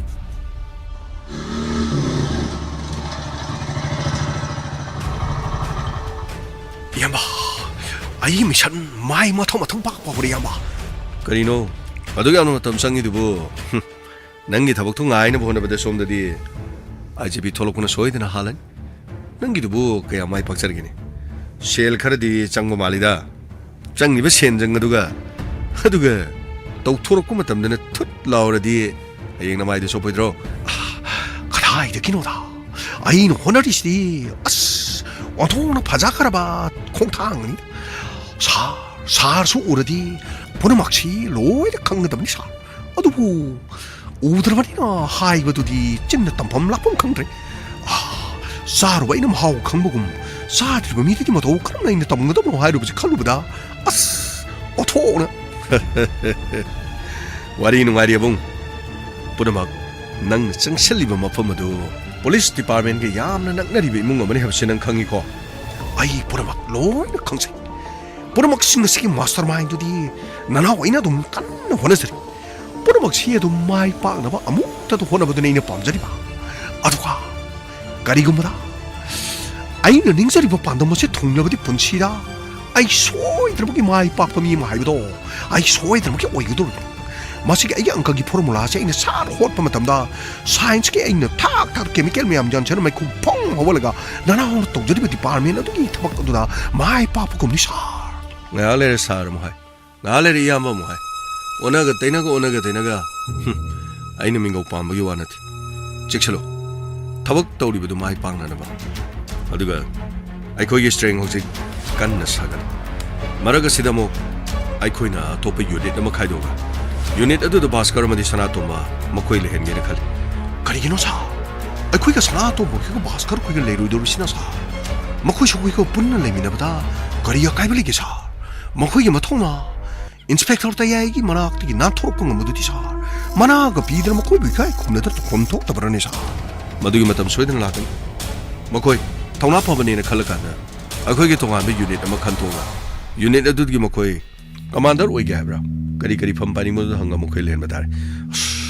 ꯑꯣꯟꯊꯣꯛꯅꯕ ꯅꯨꯡꯉꯥꯏꯒꯗꯧꯔꯤꯕꯅꯤ ꯁꯥꯔ ꯑꯗꯨ ꯁꯥꯔ ꯅꯅꯥꯎꯗꯤ ꯀꯃꯥꯟꯗꯔ ꯁꯨꯡꯑꯣꯏ ꯑꯣꯏꯖꯔꯣꯏꯀꯣ ꯑꯩ ꯀꯃꯥꯟꯗꯔ ꯑꯣꯏꯕꯒꯤ ꯃꯊꯥ ꯌꯥꯝꯅ ꯁꯥꯈ꯭ꯔꯕ ꯀꯣꯛ ꯌꯥꯝꯅ ꯆꯪꯈ꯭ꯔꯕ ꯊꯕꯛꯅꯤꯗ ꯁꯥꯔ ꯈꯣꯏꯒꯤ ꯊꯧꯗꯥꯡ ꯏꯜꯂꯒ ꯑꯗꯨꯃꯛ ꯃꯊꯪ ꯑꯗꯨꯝ ꯂꯩꯖꯒꯦ ꯑꯗꯨꯕꯨ ꯁꯥꯔ ꯃꯃꯥꯡꯗ ꯁꯥꯔꯅ ꯂꯤꯗꯔ ꯑꯣꯏꯔꯒ ꯇꯧꯔꯨꯕ ꯊꯕꯛꯇ ꯑꯩ ꯏꯃꯥꯟꯅꯕ ꯁꯥꯟꯇꯗꯨ ꯃꯊꯕꯥꯛ ꯁꯦꯒꯥꯏꯔꯒ ꯁꯜꯂꯒ ꯇꯥꯈꯤꯕ ꯁꯥꯔ ꯑꯗꯨꯃꯥꯏꯅꯗꯤ ꯁꯜꯂꯒ ꯇꯥꯕꯗꯤ ꯄꯥꯝꯖꯗꯦꯀꯣ ꯁꯥꯔ ꯃꯇꯨꯡꯗꯤ ꯆꯦꯛꯁꯤꯟꯁꯤꯀꯣ ꯏꯌꯥꯝꯕ ꯏꯌꯥꯝꯕ ꯑꯃꯨꯛ ꯍꯥꯏ ꯁꯥꯔ ꯑꯃꯨꯛ ꯍꯥꯏ ꯅꯪ ꯆꯦꯛꯁꯤꯜꯂꯨ ꯅꯪꯒꯤ ꯑꯗꯨꯒꯨꯝꯕ ꯈꯨꯖꯤꯟ ꯈꯨꯅꯥ ꯊꯧꯗꯣ ꯇꯧꯔꯒ ꯍꯌꯦꯡ ꯑꯣꯟꯊꯣꯛꯀꯅꯤ ꯅꯪꯅ ꯅꯃꯤꯡ ꯀꯔꯤ ꯍꯥꯏꯈ꯭ꯔꯕ ꯑꯁ ꯃꯤꯡꯁꯨ ꯑꯩꯅ ꯑꯃ ꯑꯃꯨꯛ ꯍꯥꯏ ꯑꯗꯨꯕꯨ ꯑꯩꯅ ꯃꯣꯏꯗ ꯑꯁꯦꯡꯕ ꯑꯃ ꯑꯩꯅ ꯅꯈꯣꯏꯗ ꯍꯥꯏꯒꯗꯕ ꯋꯥꯠꯂꯤ ꯀꯥꯏꯅ ꯏꯌꯥꯝꯕ ꯑꯩꯅ ꯃꯈꯣꯏꯗ ꯑꯁꯦꯡꯕꯗꯤ ꯍꯥꯏꯗ꯭ꯔꯤ ꯑꯩ ꯑꯕꯨꯡ ꯀꯧꯏ ꯍꯥꯏꯕ ꯋꯥꯐꯝꯁꯤꯗꯤ ꯅꯥꯀꯟꯗ ꯊꯝꯃꯒ ꯑꯩꯅ ꯃꯤꯡ ꯀꯧꯏꯅ ꯃꯈꯣꯏꯗ ꯑꯩꯅ ꯍꯥꯏꯒꯦ ꯈꯜꯂꯤꯕꯁꯤ ꯃꯦꯛꯁꯤ ꯍꯥꯏꯕꯁꯤ ꯃꯁꯤ ꯌꯥꯔꯣꯏꯗ꯭ꯔꯥ? ꯃꯦꯛꯁꯤ ꯀꯧꯒꯦꯔꯥ ꯑꯃ ꯀꯧꯒꯦꯔꯥ ꯅꯪ ꯍꯥꯏꯅꯤꯡꯕꯗꯣ ꯍꯥꯏ. ꯉꯁꯤꯅ ꯃꯦꯛꯁꯤ ꯑꯃꯨꯛ ꯍꯥꯏ, ꯍꯌꯦꯡꯅ ꯑꯃꯃꯨꯛ ꯍꯥꯏ, ꯑꯗꯨꯒꯅꯦ ꯑꯃꯨꯛ ꯁꯥꯔ ꯑꯃꯨꯛ ꯍꯥꯏ, ꯏꯌꯥꯝꯕ ꯑꯃꯨꯛ ꯍꯥꯏ. ꯃꯗꯨꯗꯅꯤ ꯅꯪ ꯀꯥꯏꯅꯔꯛꯀꯗꯣꯏꯗꯣ. ꯑꯗꯨꯒ ꯅꯪꯒꯤ ꯐꯣꯟ ꯅꯝꯕꯔ ꯀꯗꯥꯏꯗꯒꯤꯅꯣꯗ ꯁꯥ? ꯑꯩ ꯐꯣꯟ ꯅꯝꯕꯔ ꯀꯥꯏꯗꯤ ꯃꯈꯣꯏꯗꯒ ꯄꯤꯕ ꯌꯥꯕꯖꯥꯠ ꯅꯠꯇꯦꯗ. ꯑꯩꯅ ꯇꯧꯔꯤꯕ ꯊꯕꯛꯇꯨꯗꯗꯤ ꯑꯩꯅ ꯌꯥꯝꯅ ꯁꯦꯡꯅ ꯑꯩ ꯀꯟꯅ ꯆꯠꯊꯖꯔꯤꯗꯤ ꯌꯥꯝꯕ. ꯃꯗꯨꯒꯤꯗꯃꯛꯇꯗꯤ ꯀꯔꯤꯁꯨ ꯋꯥꯕꯤꯔꯨꯅꯨ ꯌꯥꯝꯕ. ꯐꯔꯦ ꯐꯔꯦ, ꯊꯕꯛꯇꯨ ꯃꯥꯏ ꯄꯥꯛꯅꯅꯕꯗꯣ. ꯑꯗꯨꯒ ꯑꯩ ꯋꯥꯍꯩ ꯃꯐꯝꯁꯤ ꯂꯥꯛꯄꯁꯤ ꯀꯔꯝ ꯂꯥꯛꯄ? ꯑꯁ ꯀꯗꯥꯏꯗꯒꯤꯅꯣ ꯁꯥꯔ? ꯒꯥꯔꯤ ꯇꯣꯡꯉꯒ ꯑꯃꯨꯛ ꯊꯪꯗ ꯑꯃꯨꯛ ꯂꯥꯛꯑꯒ ꯃꯗꯨꯗꯒꯤ ꯑꯃꯨꯛ ꯒꯥꯔꯤꯗꯣ ꯑꯃꯨꯛ ꯊꯝꯃꯝꯃꯒ ꯑꯃꯨꯛ ꯅꯥꯀꯟ ꯑꯃꯗꯒꯤ ꯑꯃꯨꯛ ꯒꯥꯔꯤ ꯃꯆꯥ ꯑꯃ ꯇꯧꯔꯒ ꯌꯨꯝ ꯑꯃꯗ ꯑꯃꯨꯛ ꯊꯝꯃꯝꯃꯒ ꯑꯃꯨꯛ ꯃꯐꯝ ꯑꯁꯤꯐꯥꯎ ꯌꯧꯅꯅꯕ ꯒꯥꯔꯤ ꯃꯆꯥ ꯑꯃ ꯇꯧꯔꯒ ꯑꯃꯨꯛ ꯁꯥꯅ ꯍꯥꯏꯕꯅ ꯑꯩꯈꯣꯏꯒꯤ ꯃꯤꯁꯤꯡ ꯃꯊꯥꯡ ꯄꯥꯎ ꯐꯥꯎꯅꯔꯒ ꯌꯥꯝꯕ ꯍꯧꯖꯤꯛ ꯐꯥꯎꯕꯗꯤ ꯇꯦꯛꯇ ꯀꯥꯏꯗꯅ ꯑꯗꯨꯝ ꯂꯥꯛꯆꯔꯤ ꯍꯥꯏꯕ ꯇꯥꯔꯦ ꯌꯥꯝꯕ. ꯑꯕꯨꯡ, ꯃꯥꯏ ꯊꯛꯄ ꯌꯥꯕ ꯊꯕꯛ ꯅꯠꯇꯦ. ꯃꯥꯏ ꯊꯛꯄꯅ ꯄꯨꯝꯅꯃꯛꯄꯨ ꯑꯃꯥꯡꯕ ꯑꯣꯏꯍꯜꯂꯛꯀꯅꯤ. ꯈꯔ ꯆꯦꯛꯁꯤꯜꯂꯨ. ꯑꯗꯨꯒ ꯑꯩꯅ ꯍꯥꯏꯒꯗꯕꯗꯤ ꯀꯔꯤꯒꯨꯝꯕ ꯅꯪꯅ ꯇꯧꯔꯤ ꯊꯕꯛꯇꯨꯗ ꯐꯥꯕ ꯄꯨꯟꯕ ꯅꯠꯇ꯭ꯔꯒ ꯑꯁꯣꯏ ꯑꯔꯥꯛ ꯌꯥꯎꯔꯦꯅ ꯈꯜꯂꯣ. ꯅꯪꯅ ꯑꯩꯒ ꯃꯔꯤ ꯂꯩꯅꯔꯤ ꯍꯥꯏꯕ ꯋꯥꯐꯝꯁꯤꯗꯤ ꯅꯪ ꯀꯥꯎꯒꯗꯕꯅꯤꯀꯣ. ꯃꯇꯝ ꯑꯗꯨꯗ ꯃꯐꯝ ꯑꯁꯤꯗ ꯃꯈꯣꯏꯅ ꯅꯪꯕꯨ ꯐꯥꯔꯒ ꯄꯨꯔꯛꯂꯒ ꯃꯐꯝꯁꯤꯗ ꯑꯩ ꯂꯩꯌꯦꯅ ꯇꯥꯛꯑꯦꯅ ꯈꯜꯂꯣ. ꯅꯪꯅ ꯀꯩꯗꯧꯅꯨꯡꯗ ꯑꯩ ꯐꯪꯉꯣꯏ. ꯑꯗꯨꯒ ꯃꯁꯤꯃꯗꯤ ꯈꯪꯉꯨ, ꯑꯩꯈꯣꯏꯒꯤ ꯏꯖꯠ ꯃꯥꯡꯅꯅꯕ ꯑꯩꯈꯣꯏꯒꯤ ꯃꯥꯡꯅꯕ ꯁꯤꯜꯂꯛꯄ ꯃꯤꯗꯨꯗꯤ ꯑꯣꯟꯁꯤꯜꯂꯒ ꯑꯣꯏꯔꯕꯁꯨ ꯑꯩꯈꯣꯏꯒꯤ ꯃꯤ ꯑꯣꯏꯔꯕꯁꯨ ꯍꯥꯠꯂꯤ ꯍꯥꯏꯕꯁꯤꯗꯤ ꯀꯥꯎꯕ. ꯀꯗꯥꯏꯗꯒꯤꯅꯣꯗꯤ ꯁꯥꯔ? ꯑꯃ ꯑꯃꯨꯛ ꯍꯥꯏꯖꯤꯜꯂꯛꯏ ꯀꯔꯤꯅꯣ? ꯄꯨꯟꯅ ꯂꯩꯃꯤꯟꯅꯔꯤꯉꯩꯁꯤꯗ ꯑꯃꯨꯛ ꯍꯥꯠꯄꯒꯤ ꯋꯥꯐꯝ ꯑꯃꯨꯛ. ꯌꯥꯔꯦ, ꯑꯩ ꯃꯅꯨꯡꯗ ꯄꯥꯎ ꯐꯥꯎꯅꯒꯗꯕ ꯃꯇꯝ ꯂꯩ. ꯀꯣꯟꯅ ꯐꯥꯎꯅꯔꯁꯤ. ꯅꯪ ꯂꯩꯈꯤꯒꯗꯕ ꯑꯣꯏꯔꯗꯤ ꯂꯩꯌꯨ, ꯆꯠꯀꯗꯕ ꯑꯣꯏꯔꯒꯅ ꯆꯠꯈ꯭ꯔꯣ. ꯌꯥꯝꯅ ꯅꯨꯡꯉꯥꯏꯖꯔꯤ ꯁꯥꯔ. ꯑꯩ ꯑꯃꯨꯛ ꯆꯠꯊꯣꯛꯈꯤꯒꯦ. ꯄꯨꯝꯅꯃꯛ ꯃꯥꯏ ꯄꯥꯛꯂꯕ ꯃꯇꯨꯡꯗ ꯑꯩ ꯑꯃꯨꯛ ꯁꯣꯏꯗꯅ ꯇꯝꯖꯔꯛꯀꯅꯤ. ꯍꯧꯖꯤꯛꯀꯤꯗꯤ ꯅꯅꯥꯎ ꯌꯧꯖꯔꯒꯦ. ꯕꯥꯏ. ꯑꯩ ꯆꯠꯂꯨꯈꯤꯒꯦ. ꯕꯥꯏ. ꯀꯌꯥꯗ ꯃꯃꯥꯏ ꯊꯦꯡꯅ ꯐꯔꯤꯉꯩꯗꯤ ꯐꯔꯤꯕꯅꯤ. ꯑꯣꯏ, ꯅꯪ ꯆꯦꯛꯁꯜꯂꯨꯀꯣ. ꯐꯔꯤ ꯁꯥꯔ. ꯑꯩ ꯌꯧꯖꯔꯦ ꯁꯥꯔ.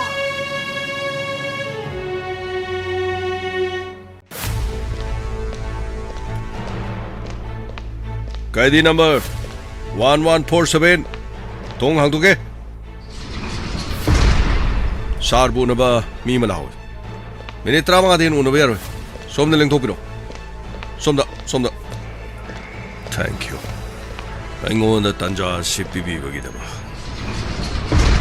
ꯀꯨꯏꯅ ꯀꯣꯊꯅ ꯋꯥꯔꯤ ꯁꯥꯟꯅꯕꯤꯅꯨꯀꯣ. ꯃꯤꯅꯤꯠ 30 ꯈꯛꯇꯅꯤ. ꯐꯔꯛ ꯇꯥꯅꯔꯛꯀꯅꯤꯀꯣ ꯁꯤ. ꯍꯣꯔꯦꯟ ꯌꯥꯝ ꯕꯦꯔꯥ ꯀꯥꯟꯅꯩꯅꯤ ꯍꯥꯟꯅ ꯍꯥꯏꯖꯍꯧꯖꯔꯤꯀꯣ. ꯏꯕꯨꯡꯉꯣ ꯌꯥꯔꯦ. ꯑꯩꯈꯣꯏ ꯁꯣꯝꯗ ꯁꯥꯟꯅꯖꯔꯒꯦ. ꯏꯃꯨꯡꯒꯤ ꯂꯩꯐꯝ ꯊꯣꯛꯄꯗꯣ ꯑꯗꯨꯝ ꯂꯩꯔꯣ. ꯌꯥꯔꯦ. ꯁꯥꯔ, ꯐꯤꯕꯝꯁꯤ ꯌꯥꯝꯅ ꯂꯨꯒꯗꯧꯔꯤ. ꯆꯦ ꯆꯥꯡ ꯄꯨꯝꯅꯃꯛꯇꯤ ꯂꯣꯏꯅ ꯂꯣꯏꯔꯕꯅꯤ. ꯅꯪꯒꯤ ꯖꯦꯂꯔ ꯗꯤꯂꯤꯀꯨꯃꯥꯔꯁꯤꯅ ꯑꯗꯨꯝ ꯎꯂꯩ ꯄꯔꯩ ꯇꯧꯗꯨꯅ ꯑꯗꯨꯝ ꯇꯧ ꯂꯩꯔꯦ. ꯐꯣꯟ ꯐꯪꯈꯤ. ꯑꯗꯨꯒ ꯃꯐꯝꯁꯤ ꯇꯣꯉꯥꯟꯕ ꯀ꯭ꯔꯥꯏꯝ ꯀꯌꯥ ꯑꯃ ꯁꯣꯏꯗꯅꯃꯛꯀꯤ ꯃꯄꯥꯟꯗ ꯄꯥꯎ ꯐꯥꯎꯅꯔꯒꯅꯤ. ꯃꯍꯥꯛ ꯊꯣꯛꯑꯀꯥꯟꯗ ꯈꯨꯗꯣꯡꯆꯥꯗꯕ ꯀꯌꯥ ꯃꯔꯨꯝ ꯃꯥꯌꯣꯛꯅꯒꯅꯤ ꯍꯥꯏꯗꯅ ꯔꯤꯄ꯭ꯂꯥꯏ ꯄꯤꯌꯨꯅ ꯔꯤꯄ꯭ꯂꯥꯏ ꯑꯃꯨꯛ ꯄꯤꯔꯦ, ꯑꯃꯨꯛ ꯈꯨꯝꯃꯦ, ꯑꯃꯨꯛ ꯄꯤꯔꯦ. ꯇꯧꯁꯅꯨ. ꯍꯟꯅ ꯇꯧꯒꯗꯕꯅꯤ. ꯌꯥꯗ꯭ꯔꯕꯗꯤ ꯃꯈꯥ ꯇꯥꯅ ꯑꯃꯨꯛ ꯍꯥꯏ ꯀꯣꯔꯠꯇ ꯑꯃꯨꯛ ꯍꯥꯏꯖꯕ ꯇꯥꯔꯦꯗꯅ. ꯃꯈꯥ ꯇꯥꯔꯛꯄꯗ ꯌꯥꯗ꯭ꯔꯒꯅ ꯅꯝꯁꯤꯟꯗꯨꯅ ꯖꯦꯂꯔ ꯑꯃꯅ ꯑꯩꯒꯤ ꯐꯪꯐꯝ ꯊꯣꯛꯄ, ꯑꯩꯒꯤ ꯇꯧꯐꯝ ꯊꯣꯛꯄ ꯄꯨꯝꯅꯃꯛꯁꯤꯡꯗꯣ ꯂꯣꯏꯅ ꯈꯣꯡꯒꯣꯏꯅꯕꯤꯔꯦ ꯍꯥꯏꯗꯅ ꯑꯃꯨꯛ ꯁꯨꯄ꯭ꯔꯤꯝ ꯀꯣꯔꯠꯇ ꯑꯣꯏꯔꯁꯨ ꯋꯥꯀꯠ ꯑꯃ ꯍꯣꯠꯅꯒꯗꯕꯅꯤ. ꯅꯈꯣꯏ ꯃꯗꯨꯒꯤꯗꯃꯛ ꯀꯔꯤꯝꯇ ꯉꯝꯗꯕ꯭ꯔꯣ? ꯁꯥꯔ, ꯑꯩꯅ ꯍꯣꯠꯅꯗꯕ ꯀꯔꯤꯝꯇ ꯂꯩꯇꯦꯗ ꯁꯥꯔ. ꯀꯔꯤꯅꯣ ꯁꯤꯗ ꯍꯣꯝ ꯃꯤꯅꯤꯁꯇꯔ ꯅꯠꯇꯦ ꯁꯥꯔ. ꯈꯣꯏꯅ ꯅꯍꯥꯟꯋꯥꯏ ꯊꯕꯛ ꯏꯪꯈꯥꯡꯒꯤ ꯃꯔꯝꯗꯁꯨ ꯑꯇꯩꯗ ꯃꯇꯦꯡ ꯄꯥꯡꯕ ꯌꯥꯕ. ꯄꯥꯡꯕ ꯍꯥꯏꯕꯕꯨ ꯌꯥꯝꯅ ꯄꯥꯡꯈ꯭ꯔꯕꯖꯥꯠꯅꯤ. ꯄꯨꯝꯅꯃꯛꯁꯤꯡꯗꯣ ꯍꯧꯖꯤꯛꯇꯤ ꯂꯣꯏꯅ ꯀꯥꯎꯈ꯭ꯔꯦꯗꯅ. ꯃꯤꯅꯤꯁꯇꯔ ꯁꯦꯇ꯭ꯔꯖꯤꯠꯅ ꯏꯀꯣꯝ ꯀꯣꯝꯅ ꯃꯍꯥꯛꯅ ꯊꯥꯗꯣꯛꯄ ꯉꯝꯕ ꯅꯠꯇꯦ. ꯃꯥ ꯍꯣꯝ ꯄꯥꯏꯖꯕꯒꯤ ꯋꯥꯅꯤ. ꯃꯗꯨꯒꯨꯝꯕ ꯊꯕꯛꯇꯨꯗꯤ ꯂꯣꯅ ꯇꯧꯒꯗꯕꯅꯤ. ꯑꯩꯈꯣꯏꯗꯤ ꯂꯦꯖꯤꯁꯂꯦꯆꯔꯅꯤ. ꯑꯗꯨꯒ ꯃꯗꯨꯕꯨ ꯉꯥꯛꯅ ꯆꯠꯀꯗꯕꯗꯨꯅ ꯃꯤꯌꯥꯝꯅꯤ. ꯑꯗꯨꯒ ꯄꯨꯂꯤꯁꯅ ꯑꯦꯛꯖꯤꯀ꯭ꯌꯨꯇꯤꯕ. ꯑꯗꯨꯒ ꯖꯨꯗꯤꯁꯤꯌꯔꯤꯅ ꯎꯀꯤꯜ, ꯀꯣꯔꯠ, ꯂꯣꯌꯔ ꯃꯌꯥꯝꯁꯤꯡꯁꯤꯅ ꯃꯈꯣꯏꯅ ꯏꯟꯒꯗꯕꯅꯤ ꯁꯤꯅꯤꯗ. ꯌꯥꯝꯅ ꯐꯖꯅ ꯀꯨꯞꯅ ꯅꯩꯅꯔꯒ ꯇꯥꯛꯂꯛꯈ꯭ꯔꯦ. ꯃꯔꯨꯞꯅꯤ ꯃꯄꯥꯡꯅꯤ ꯈꯖꯤꯛꯇꯪ ꯀꯥꯟꯅꯒꯗ꯭ꯔꯥ ꯈꯟꯗꯨꯅ ꯃꯌꯨꯝꯗ ꯆꯠꯇꯅ ꯋꯥꯅꯣꯝꯂꯕꯅꯤ. ꯑꯗꯨꯕꯨ ꯌꯥꯔꯦ. ꯑꯃꯨꯛ ꯍꯥꯏꯕꯗ ꯇꯥꯗ꯭ꯔꯕꯗꯨꯗꯤ ꯑꯅꯤꯔꯛ ꯍꯥꯏꯕꯒꯤ ꯃꯊꯧꯁꯨ ꯇꯥꯗꯦ. ꯑꯩ ꯁꯣꯏꯗꯅ ꯊꯣꯛꯀꯅꯤ.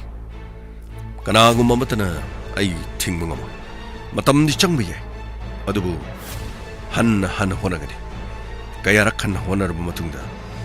ꯑꯃꯨꯛꯇꯪ ꯑꯩ ꯊꯣꯛꯂꯛꯄꯗꯗꯤ ꯁꯥꯔ ꯑꯩꯅ ꯍꯥꯏꯖꯅꯤꯡꯕꯗꯤ ꯁꯥꯔ ꯍꯦꯛ ꯊꯣꯛꯂꯛꯄꯒꯅꯦ ꯏꯔꯥꯡ ꯁꯥꯒꯠꯄꯤꯒꯅꯨꯀꯣ ꯁꯥꯔ ꯌꯥꯔꯒꯗꯤ ꯃꯇꯝ ꯈꯔꯗꯤ ꯁꯦꯝ ꯁꯥꯗꯅ ꯂꯩꯕꯤꯌꯨ ꯁꯥꯔ ꯍꯦꯛ ꯐꯠꯇꯕ ꯊꯕꯛ ꯑꯃ ꯇꯧꯕꯗ ꯁꯥꯔ ꯆꯦꯟꯅꯩꯌꯦꯅ ꯍꯥꯏꯔꯛꯀꯗꯣꯏꯅꯤ ꯁꯥꯔ ꯌꯥꯎꯋꯦꯒ ꯌꯥꯎꯗꯦꯒꯅ ꯑꯗꯨꯝ ꯇꯧꯗꯅ ꯍꯌꯦꯡ ꯇꯧꯗꯧ ꯁꯔꯨꯛꯄꯨꯗꯤ ꯁꯥꯔ ꯃꯇꯝ ꯈꯔꯗꯪꯗꯤ ꯑꯩꯗꯤ ꯀꯔꯤꯒꯨꯝꯕ ꯕꯦꯜꯗ ꯊꯣꯛꯂꯕꯗꯤ ꯅꯤꯡꯊꯤꯖꯅ ꯃꯐꯝ ꯑꯃꯗ ꯀꯣꯏꯕ ꯆꯠꯇꯅ ꯈꯣꯠꯇꯅ ꯅꯪꯒꯤ ꯋꯥꯐꯝꯗꯣ ꯌꯥꯝꯅ ꯆꯨꯝꯃꯤ ꯑꯗꯨꯕꯨ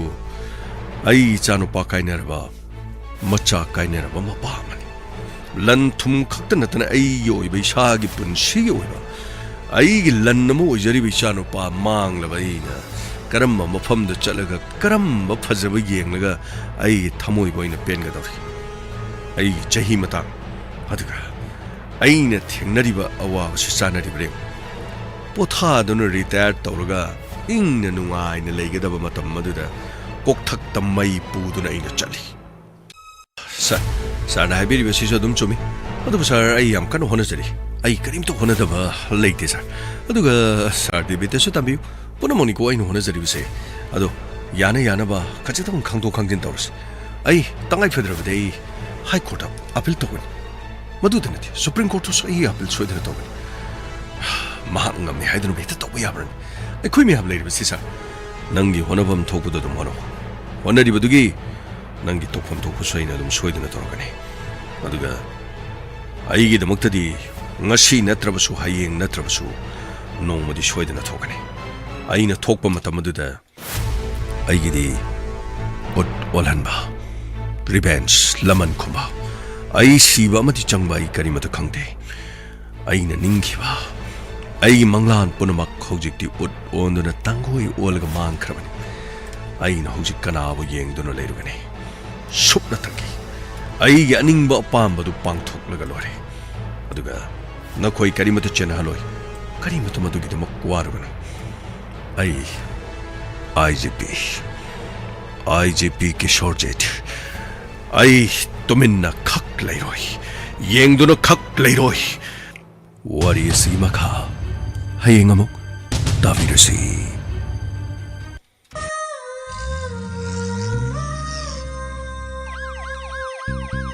Lakle lakle Inspector Tayai Tayai Tayai Lakle lakle Lakle lakle Inspector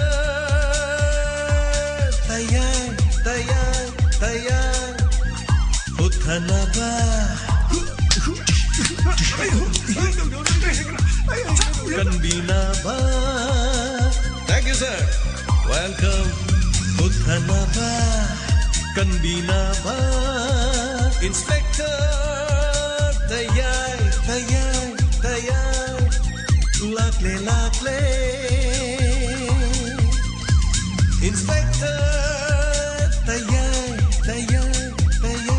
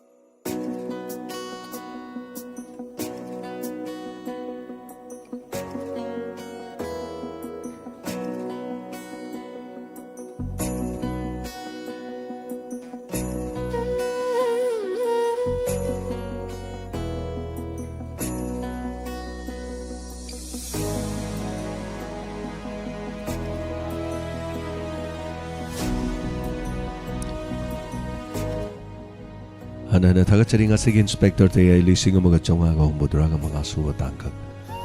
하나는 다같이 wari sigi poloi matang changsilangli hayeng wari sigi tongan ba mahaw ma soidana lakani madugi mathangdagi mahaw ma madugi mathangdagi mahaw poloi gi poloi so poloi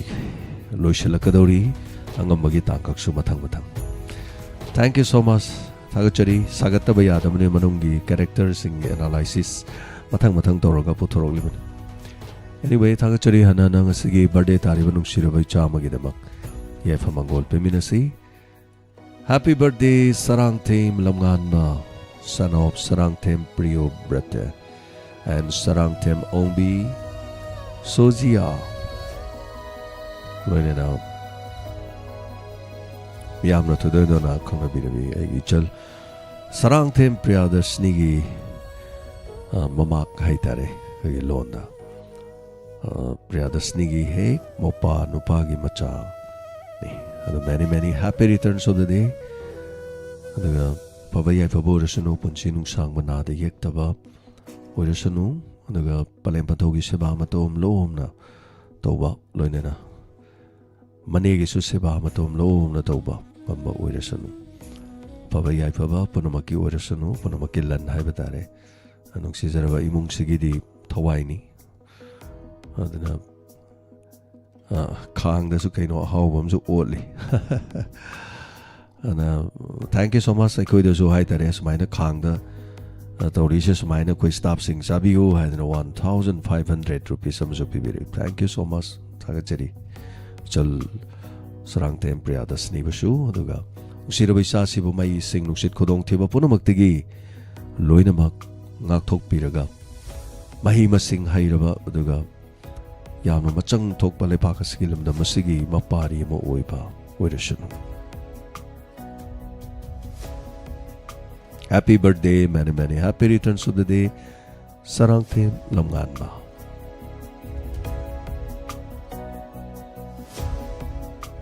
asidi kara thengkre mayam dum ngapi gani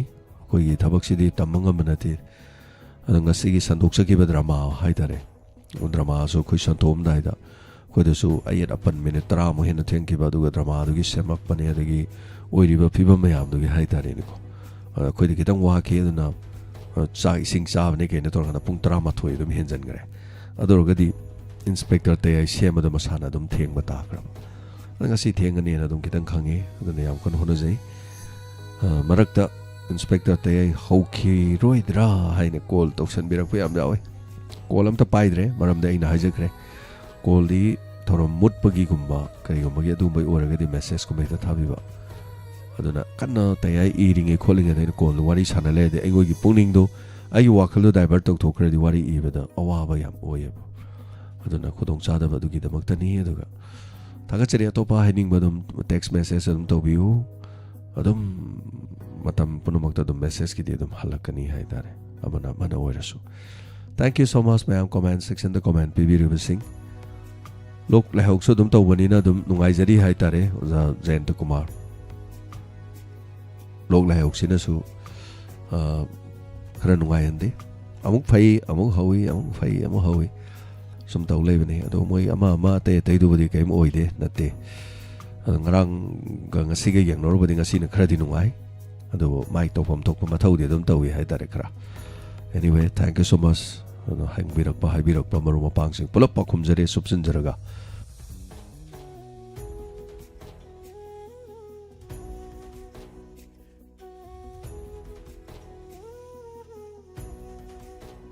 na haiba anaw na ti masi anaw je tono nungai gi do kitang ange tore lokro ke tawi aduna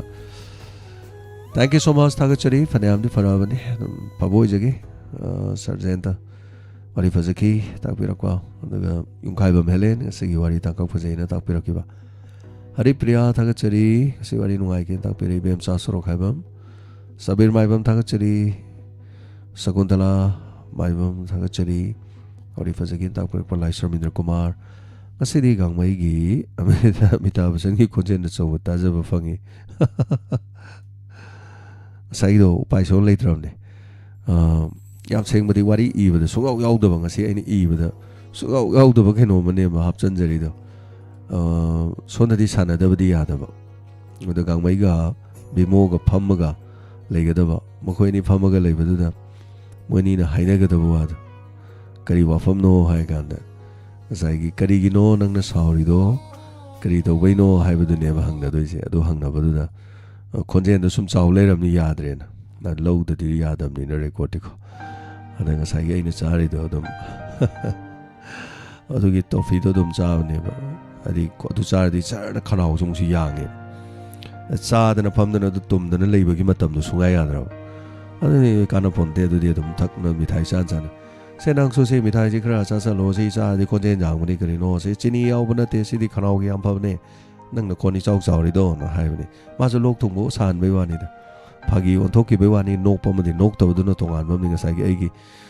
ꯋꯥꯔꯤꯗꯨꯗꯤ ꯊꯦꯡꯖꯜꯂꯛꯑꯕꯅꯤꯅ ꯁꯣꯝꯗꯗꯤ ꯑꯗꯨꯒꯤ ꯃꯇꯝꯗꯨ ꯂꯩꯇ꯭ꯔꯕ ꯑꯗꯩ ꯏꯁꯤꯡ ꯐꯣꯡ ꯐꯣꯡ ꯐꯣꯡ ꯁꯥꯕꯗꯣ ꯏꯁꯤꯡꯗꯣ ꯐ꯭ꯂꯥꯁ ꯑꯃ ꯊꯝꯃꯤꯅꯤ ꯑꯗꯨ ꯃꯆꯤꯠ ꯈꯤꯇꯪ ꯑꯃꯨꯛ ꯊꯛꯏ ꯈꯤꯇꯪ ꯑꯃꯨꯛ ꯊꯛꯏ ꯑꯗꯨ ꯑꯃꯨꯛ ꯇꯧꯏ ꯑꯁ ꯑꯣ ꯃꯥꯏ ꯒꯣꯗ ꯊꯦꯡꯛ ꯌꯨ ꯁꯣ ꯃꯆ ꯑꯗꯣ ꯏꯁꯣꯔꯅ ꯆꯥꯟꯕꯤꯔꯦ ꯎꯆꯤꯟꯅꯥꯆꯤꯟ ꯂꯣꯏꯈ꯭ꯔꯦ ꯑꯩꯒꯤ ꯀꯣꯛꯇ ꯂꯨꯝꯃꯒ ꯂꯩꯔꯝꯕ ꯄꯣꯠꯂꯨꯝ ꯑꯃ ꯄꯨꯊꯖꯔꯒ ꯅꯨꯡꯉꯥꯏꯕ ꯑꯃ ꯇꯥꯡꯀꯛꯇꯨꯅꯤ ꯍꯥꯏꯇꯥꯔꯦ ꯑꯣꯖꯥ ꯂꯥꯏꯁ꯭ꯔꯝ ꯏꯟꯗ꯭ꯔ ꯀꯨꯃꯥꯔ ꯃꯩꯇꯩ ꯊꯦꯡꯛ ꯌꯨ ꯁꯣ ꯃꯆ ꯍꯥꯏꯕꯤꯔꯛꯄꯗꯨꯒꯤꯗꯃꯛ ꯅꯨꯡꯁꯤꯕ ꯁꯥꯏꯒꯜ ꯊꯦꯡꯛ ꯌꯨ ꯁꯣ ꯃꯆ ꯒꯥꯡꯃꯩꯒ ꯕꯤꯃꯣꯒ ꯐꯣꯇꯣ ꯊꯥꯖꯤꯜꯂꯨꯕꯒꯤ ꯃꯇꯥꯡꯗ ꯁꯥꯟꯅꯈꯤꯕ ꯋꯥꯔꯤ ꯒꯥꯡꯃꯩꯒꯤ ꯋꯥꯈꯜꯂꯣꯟ ꯌꯥꯝꯅ ꯐꯖꯈꯤ ꯍꯥꯏꯅꯤ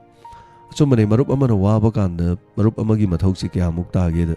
ꯑꯦꯁ ꯋꯥꯒꯤ ꯋꯥꯁꯅꯨꯗ ꯃꯥ ꯊꯣꯛꯄ ꯇꯧꯒꯦ ꯇꯧꯁꯅꯣꯅ ꯂꯩꯕꯗꯨ ꯅꯠꯇꯦꯕ ꯇꯁꯦꯡꯅ ꯍꯥꯏꯔꯀꯥꯟꯗ ꯃꯔꯝꯁꯤꯡꯗꯣ ꯃꯥꯅ ꯑꯣꯏꯔꯁꯨ ꯑꯣꯏꯗ꯭ꯔꯁꯨ ꯂꯣꯏ ꯄꯨꯊꯣꯛꯄꯩ ꯋꯥꯅꯤ ꯋꯥꯈꯜ ꯌꯥꯡꯍꯟꯕ ꯍꯥꯏꯇꯥꯏ ꯃꯊꯥ ꯌꯥꯝ ꯁꯥꯔꯕ ꯀꯣꯛ ꯌꯥꯝ ꯁꯥꯔꯗꯤ ꯑꯩꯈꯣꯏ ꯋꯥꯈꯜꯁꯦ ꯊꯃꯣꯏꯁꯦ ꯃꯩ ꯍꯧꯋꯦꯕ ꯃꯩ ꯍꯧꯔꯤꯕ ꯃꯩꯁꯤ ꯂꯧꯊꯣꯛꯅꯕꯗꯤ ꯃꯔꯨꯞꯅ ꯀꯟꯇ꯭ꯔꯣꯜ ꯇꯧꯅꯅꯕ ꯋꯥꯔꯤ ꯁꯥꯕꯤꯔꯛꯄ ꯃꯔꯨꯞ ꯃꯄꯥꯡ ꯑꯗꯒꯤ ꯏꯃꯨꯡ ꯃꯅꯨꯡ ꯑꯗꯩ ꯇꯤꯟꯅꯔꯤꯕ ꯏꯆꯦ ꯏꯅꯦꯝ ꯏꯟꯗꯣꯟ ꯃꯌꯥꯝ ꯂꯩꯔꯤ ꯃꯌꯥꯝꯗꯨꯅ ꯍꯥꯏꯕꯤꯔꯛꯄꯗꯨ ꯃꯊꯧ ꯌꯥꯝ ꯇꯥꯏ ꯍꯥꯏꯇꯥꯏ ꯑꯗꯨꯅ ꯃꯤꯅ ꯑꯋꯥꯕ ꯍꯪꯅꯔꯤꯁꯦ ꯑꯋꯥꯕꯗꯨ ꯀꯣꯛꯄ ꯈꯛꯀꯤ ꯋꯥ ꯅꯠꯇꯦꯕ ꯇꯁꯦꯡꯅ ꯍꯥꯏꯔꯗꯤ ꯋꯥꯕꯒꯤ ꯃꯩꯆꯥꯛ ꯈꯥꯡꯂꯤꯉꯩꯗꯨꯗ ꯑꯇꯣꯞꯄ ꯋꯥꯈꯜꯅ ꯃꯥꯒꯤ ꯊꯃꯣꯏꯗꯨꯗꯒꯤ ꯆꯤꯡꯊꯔꯀꯥꯟꯗ ꯑꯩꯈꯣꯏꯅ ꯋꯥꯈꯜ ꯗꯥꯏꯚꯔꯠ ꯇꯧꯍꯟꯕꯗꯨꯅꯤ ꯍꯥꯏꯇꯥꯏ ꯑꯗꯨꯒꯤ ꯃꯊꯧꯗꯨꯅꯤ ꯑꯗꯨꯅ ꯅꯨꯡꯁꯤꯕ ꯁꯥꯏꯒꯜꯅ ꯌꯥꯝ ꯐꯖꯅ ꯈꯪꯕꯤꯔꯝꯕꯁꯨ ꯂꯧꯕꯤꯔꯝꯕ ꯑꯗꯨꯒ ꯍꯦꯟꯅ ꯈꯪꯕꯤꯔꯝꯕ ꯍꯥꯏꯇꯥꯔꯦ ꯊꯥꯒꯠꯆꯔꯤ ꯊꯦꯡꯛ ꯌꯨ ꯁꯣ ꯃꯆ ꯑꯗꯨꯒ ꯔꯣꯁꯃꯅꯤ ꯌꯦꯟꯗ꯭ꯔꯦꯝꯕꯝ ꯋꯥꯔꯤ ꯇꯥꯡꯀꯛ ꯐꯖꯈꯤꯅ ꯇꯥꯛꯄꯤꯔꯦ ꯑꯗꯨꯅ ꯊꯥꯒꯠꯆꯔꯤ ꯁꯨꯁꯤꯜꯍꯧꯈ꯭ꯔꯝ ꯊꯥꯒꯠꯆꯔꯤ ꯁꯣꯅꯣ ꯇꯣꯡꯁ ꯍꯥꯏꯔꯦ ꯀꯔꯤꯅꯣ ꯍꯥꯏꯔꯦ ꯑꯍꯥꯟꯕ ꯂꯥꯏꯚ ꯌꯥꯎꯖꯕꯅꯤ ꯃꯍꯩ ꯌꯥꯜꯂꯦ ꯉꯁꯤꯒꯤ ꯏꯄꯤꯁꯣꯠ ꯃꯩ ꯇꯥꯛꯈꯤꯅ ꯇꯥꯛꯄꯤꯔꯦ ꯊꯥꯒꯠꯆꯔꯤ ꯁꯣꯅꯣ ꯇꯣꯡꯁꯅ ꯍꯥꯏꯔꯦ ꯄꯥꯕꯗꯤ ꯌꯥꯝ ꯅꯨꯡꯉꯥꯏꯇꯦ ꯑꯥꯏꯗꯤꯁꯤ ꯀꯔꯤ ꯍꯥꯏꯅꯣ ꯁꯣꯅꯣ ꯇꯣꯡꯁ ꯍꯥꯏꯁꯦ ꯑꯩꯈꯣꯏꯅ ꯄꯥꯕ ꯁꯣꯏꯔꯤꯔ ꯉꯥꯛꯄꯤꯒꯅꯤꯀꯣ ꯃꯣꯇꯣꯝ ꯂꯥꯡꯂꯦꯝꯕꯤ ꯍꯦꯞꯄꯤ ꯕꯥꯔꯗꯦ ꯇꯥꯛꯄꯤꯔꯦ ꯊꯥꯒꯠꯆꯔꯤ ꯑꯗꯨꯒ ꯕꯤꯖꯦꯟꯇꯤ ꯍꯧꯔꯣꯛꯆꯝ ꯋꯥꯔꯤ ꯅꯨꯡꯉꯥꯏ ꯇꯥꯛꯄꯤꯔꯦ ꯑꯣꯖꯥ ꯖꯌꯦꯟꯇ ꯊꯥꯒꯠꯆꯔꯤ ꯈꯨꯔꯥꯏꯖꯝ ꯃꯦꯃꯤ ꯍꯦꯞꯄꯤ ꯕꯥꯔꯗꯦ ꯁꯣꯔꯥꯡꯇꯦꯝ ꯂꯣꯡꯉꯥꯟꯕ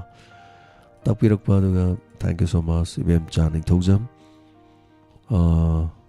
ꯊꯥꯖꯅ ꯃꯨꯛꯀꯗꯣꯝꯗꯥꯅ ꯑꯗꯨꯅꯤ ꯌꯥꯝ ꯂꯨꯔꯤꯁꯦ ꯁꯣꯝꯗꯗꯤ ꯄ꯭ꯂꯥꯟꯗꯨ ꯇꯝꯕ ꯂꯥꯛꯈ꯭ꯔꯦꯗꯅ ꯑꯩ ꯊꯕꯛꯇꯨ ꯃꯥꯏ ꯄꯥꯛꯏ ꯃꯥꯏ ꯆꯪꯁꯤꯜꯂꯤꯑꯅ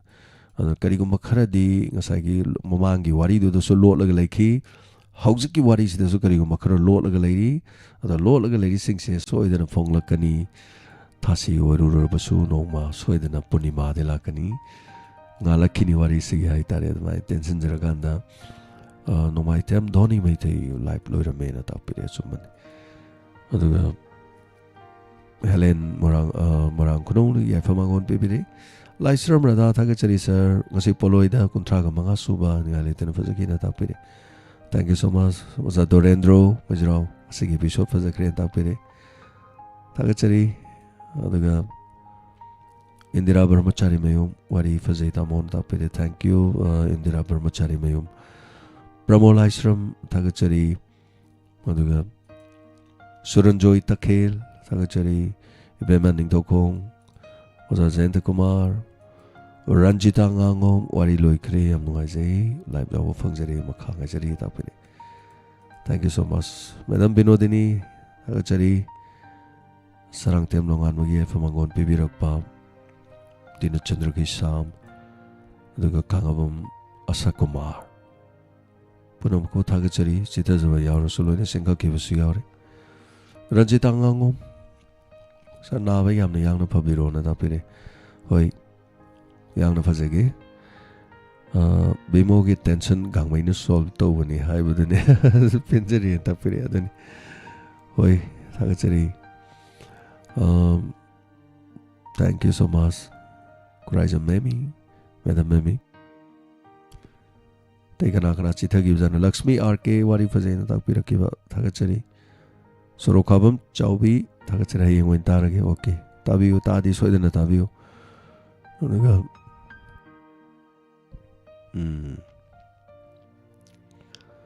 Adamai told the Legre, I looked and cocky but he later on Amaro. Elam Kamala, again, a mom Tagachiri. Thank you so much. Facebook Live Kitty, comment later, Moinkal. Oi, meet the Ruktilibira me do Tagachiri. Facebook Live the Libri sing. Platforms manadi. Facebook in a Facebook key.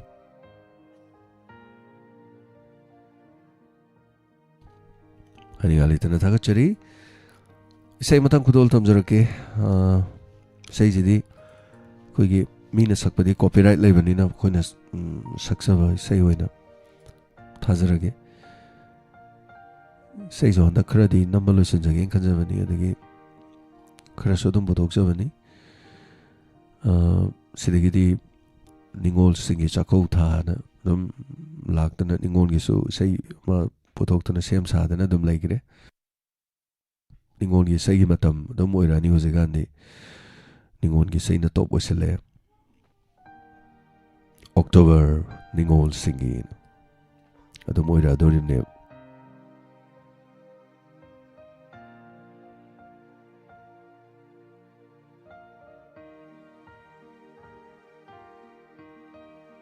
Kudol Tamjari, Ningon Chakovagi, Ningon Sing him a from the Katokzava. Ningon Sing. I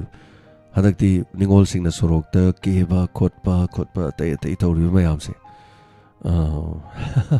Masiki video comaze, comdring it. Ningon Chakobagi, what take clip Mayamse, Kadaka, the Ming on the gig and not with the Kogi Ningon sings in a cave of Kotpagi. Video on a Magataro and a Taraga, says the same as Yamagatavatari. Ningon sing the Katoksa is saying, Kudol Tamjari Pinot Kumar, the music over. I net tune Dorga Samzava. Say Kumgi Matam Nadom Lak, but the Lehoruga the Banning sing him from the Katuksha we say Chakovata, Lakli, Ningon Singi, Chakota.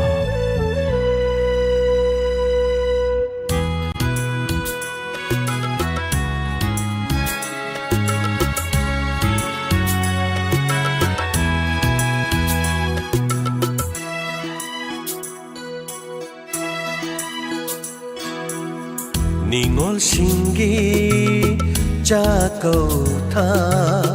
Lakle Hiyangai Ningol Chakota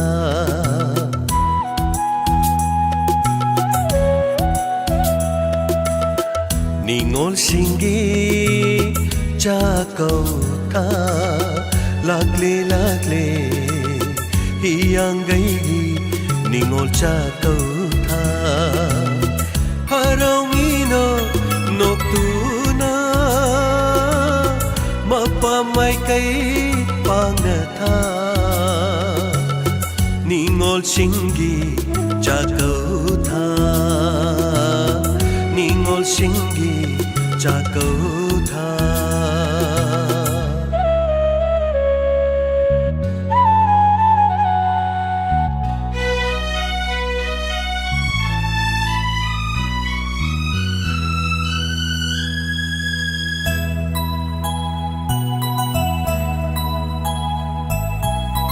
Laijaba kharadang shetla charaga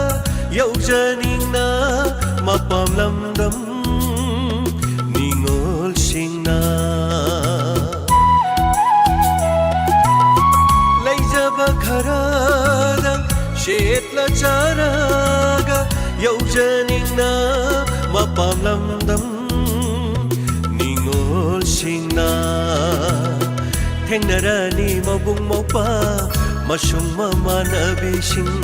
Tengnarani mabung mopa Masung mamanabising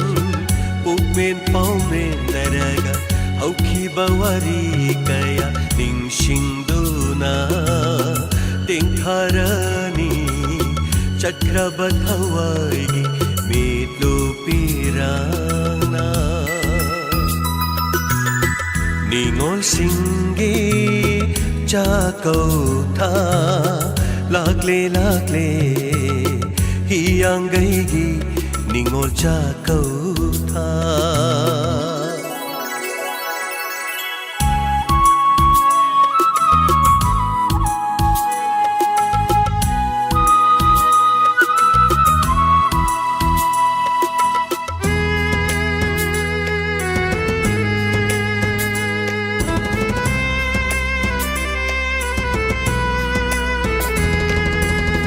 kanalai jadraba ningol singidi midu pirang sintaba numidni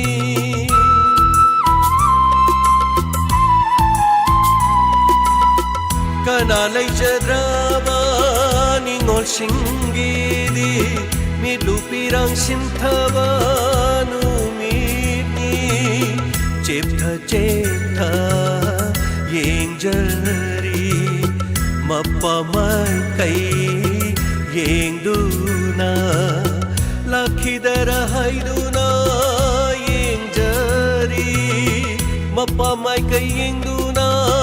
mitu pirang kangdana ningol singi jakau tha lakle lakle hiyangai ningol cha kau tha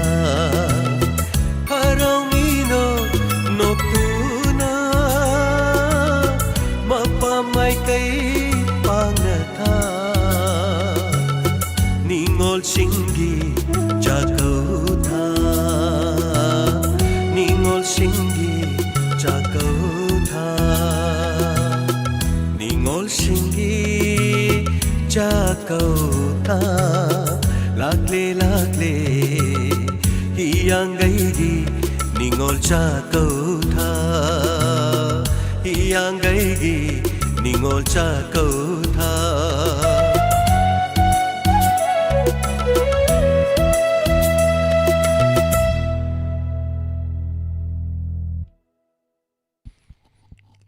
kari phawi bagi ningol cha kau bagi sei hai tare so mane kanagumagina nungaijaba numit kanagumana pirang sinthaba numit adaga namna nungsiba khoigi mirol sinadum leiringai anauba marol amla sodum sanadana lehorogadam matam punamakta haibata ningon chakova na sum harauraga sakpadu nataba ni sai je tun daukan tangkhai mana leijaba kharadang setla charaga haijaba yam mayekta yaubane ko leijaba kharadang setla charaga mapam lamdam amutang yaujaningna hai hoi arei babudi taptaina dum selo nupi gi di kebada aina haijabaduni leiba su nupi na dum leiraga taptaina upuda paira thama kari no aina setoi jibo na ngasai marolom loi sekram setningak tabdo fajaba si nupi degi hawi aduna anauwa sungset setribadu leibo di setpa ya amurani rak setlo kari no ai setoi jibo ana aduna leijaba kharadang setla charaga leijadaba kanagi thi amuktang mapam lamdam da yaujaradi na khan kanagumana mabung mapa leijaba na su mabung mapa da sonbadagi sakau bungam jadabadagi leibada koi upanu padabu koi bungdubu kwa matap amaga dakina lupa taradang na toroga iche chakau bulapio hairadra na khan natraga aichan chakau dori he leiba leitaba dakina gi di am khalon ngana lauko ngang sing poroga ne hawa hawto ba chak chara ma chamina si sine bani gon sing na pamis sdei hen lei ponte pi badi ni gon da pirasu zapar far ki dene se bhi nahi hota hai no loi pinning ba pirasu oi da bhi hai hoi kana na pinning ba musung pinning da ba ya du da wari me am lai kana go mana mo madu chakau bi na ba sung lai he lai ta aduni siguma kya marum lai aduna khoi gi su ningon me am sida du mu pik thana dum yaurum do ri do adu gi wani sai du gi sum dere tau zari aduna matam su yok salak panina dum sigum bai sai adaga ningon chakau bu go mari le na bai sai sing loina nungsini sida nat adum mera tha gi sana re jini sai fajar ka dum ne khoi gi cheu mo ni ꯏꯁꯩꯀꯣ ꯑꯗꯨꯝ ꯑꯃꯗ ꯐꯖꯗꯣꯏꯅꯤ ꯑꯗꯒꯤꯗꯤ ꯑꯣꯖꯥ ꯍꯩꯕꯝ ꯁ꯭ꯌꯥꯝꯒꯤ ꯁꯨꯃꯥꯡ ꯈꯨꯗꯤꯡ ꯃꯦꯔꯥ ꯋꯥ ꯐꯖꯔꯛꯀꯗꯣꯔꯤꯅꯦꯕ ꯃꯇꯝꯁꯤ ꯌꯧꯁꯜꯂꯛꯄꯗ ꯑꯗꯨꯅ ꯃꯇꯝ ꯀꯨꯝꯁꯤ ꯌꯧꯔꯛꯄ ꯀꯥꯟꯗ ꯃꯇꯝꯗꯨꯗ ꯂꯥꯛꯄ ꯏꯁꯩꯁꯤꯡꯗꯨꯅꯁꯨ ꯑꯃꯨꯛ ꯍꯦꯟꯅ ꯄꯨꯛꯅꯤꯡ ꯅꯨꯡꯁꯤꯕꯁꯨ ꯍꯦꯜꯍꯜꯂꯤ ꯍꯥꯏꯇꯥꯏ ꯑꯗꯨꯅ ꯁꯨꯃꯥꯏꯅ ꯇꯧꯗꯅ ꯇꯧꯋꯤ ꯃꯦꯗꯝ ꯕꯤꯅꯣꯗꯤꯅꯤ ꯀꯣꯃꯦꯟ ꯐꯖꯅ ꯉꯁꯥꯏ ꯏꯒꯤ ꯄꯥꯍꯧꯗ꯭ꯔꯦ ꯆꯦꯟꯈꯠꯈꯤꯕꯗꯒꯤ ꯍꯥꯏꯕꯁꯨ ꯌꯥꯎꯏꯀꯣ ꯌꯥꯔꯒꯗꯤ ꯄꯥꯍꯧꯗꯦ ꯍꯥꯏꯕꯁꯦ ꯀꯣꯄꯤ ꯑꯣꯏꯅꯗꯪ ꯇꯧꯁꯟꯕꯤꯌꯣ ꯑꯗꯨꯒ ꯄꯦꯖ ꯑꯃꯨꯛ ꯇꯧꯁꯟꯕꯤꯔꯣ ꯍꯦꯛꯇ ꯌꯥꯕꯅꯤ ꯍꯥꯏꯇꯥꯔꯦ ꯀꯃꯂꯥ ꯏꯂꯥꯡꯕꯝ ꯀꯃꯂꯥ ꯁꯔꯒꯤ ꯏꯁꯩ ꯈꯨꯗꯤꯡꯃꯛ ꯂꯣꯏꯅ ꯐꯖꯩꯅ ꯇꯧꯕꯤꯔꯦ ꯊꯥꯒꯠꯆꯔꯤ ꯏꯁꯩꯁꯦ ꯌꯥꯝ ꯍꯩꯖꯔꯨꯕꯗꯤ ꯅꯠꯇꯦ ꯑꯗꯣ खरा खरा ओजा गुरुदगी तुम तमजरे है तारे आई पुंसीदी सही नहीं वैसे अना लाइसे रेडियो की जॉकी और एंकर और पायोनर दो टीवी के दो नबदी पामजरक पन्नते है तारे नुना I want to be a singer आई पुंसीदा इन पामक पसे अदुगा I want to be a police officer आई ओइबसे यम पामक के है तारे ओइबबुदि तुम ओइदे तो ला इदि अयामबदि इसाइदगी लाकपनि है तारे अदुना आई वखन तारकपदि इसाइ सकलेरमी अदो क्लास 5 6 तगी इसाई स्कूल लगी करेदे तो मना लौरो लाई सोमलाई अदगी इसाई तौई शास्त्रीय संगीत तमी म्यूजिक कीबोर्ड बासी करी एवरीथिंग गिटार खोंग खोट एवरीथिंग पुथोपीनब लेतमनि कनाम खंगी दे है तार रेडियो द टेक टेक अप्रूव ओइगे अदगी टेक टेक तौर सोम लेजहोबदन अदो ngaraang aina isai amakak zum zum panba hairi hayaina तौर isai amkak se minute अमा मुखै थागल है तारे मतें का अइना अदुसु निंग अखोई चेराव बलाक पद फजन इसै दो फोंगनबा न सेमे है तार याम नुक्सिबी मयाम न पुंग 12 द मी लाक मगल सिंग कुन तरु गेंग बी है तार नुंगाई द कमेंट सेक्शन द लोइने सोम येंगे कमेंट सोम ये नेगेटिव अम त याउदे अदो इनाव खक यारमे करी हाबनो लाइश्रम किशन हाइबर कै नं खक यार किशन खुमन इसाई मेक सिजु फजदे इसाई ट्यून जिजु फजदे यांगे आइगी से नेगेटिव कमेंट नते को हाय मा आइनि कैसो काइदे त नंग न पिनिंग बदुम पियु मयाम न सुम पामना बस यावे न आइना हाय आइ केम खनबिदे अदुगी दमुत को अदु हाय द मंगोन द मयाम न ओनसलग मंगोन द कमेंट सेक्शन द मयाम ngangbी लेरमि मयाम किशन द मानु कक्थत खरे माय comment I came khande I don't mind I know thank you buddy I don't mind Kesu kai belati but elamun kamla thank you so much thagat pirok bosu nungai jai ngang birok pagi su thodok pai ngona kai belati aduga I ponoma ke I top na tir ana hiram khodi mak ta hai tare mi khodi mun all master of hiram khodi mun all master oi badi yaro hai tai adu yes pamjabani no ko saiben power was a powder with the I don't mind but I can sing say made sakpangam mi deno ko sakpangam da mi ma hai badi oidre aduna 1997 all India radio ge approve oiki 2006 Doordarshan Kendra Impal ki approve singer oiki amawale अफब याइफब पुनमक ओइमेनर Singh असिगी दमक्तदी मतांग असिदा theorem लोसिनजबगी याब लोजरी अदुगा संदुकचरिबा theorem असि 90.0 megahertz लांदोकचरिबो वाहोंग radio गी theorem radio channel असि theorem मतांग असिदा लोसिनजरगा diamond TV गी दिमखाता ना दमक सता जौगनी अदुगना SK TV लनन आइसकोम हारिबा सिंग असिदा दमखाता ना उ फंगबिगनी पुनमपु खुरुमजरी इमालेबा के दम हिमिनसी सनालेबा के दम लेबिनसी एखोय अमन अमगी दम मतेंग पांगदनी हिमिनसी पुनमपु खुरुमजरी इमालेबा ना याइफरी सनालेबा ना याइफरी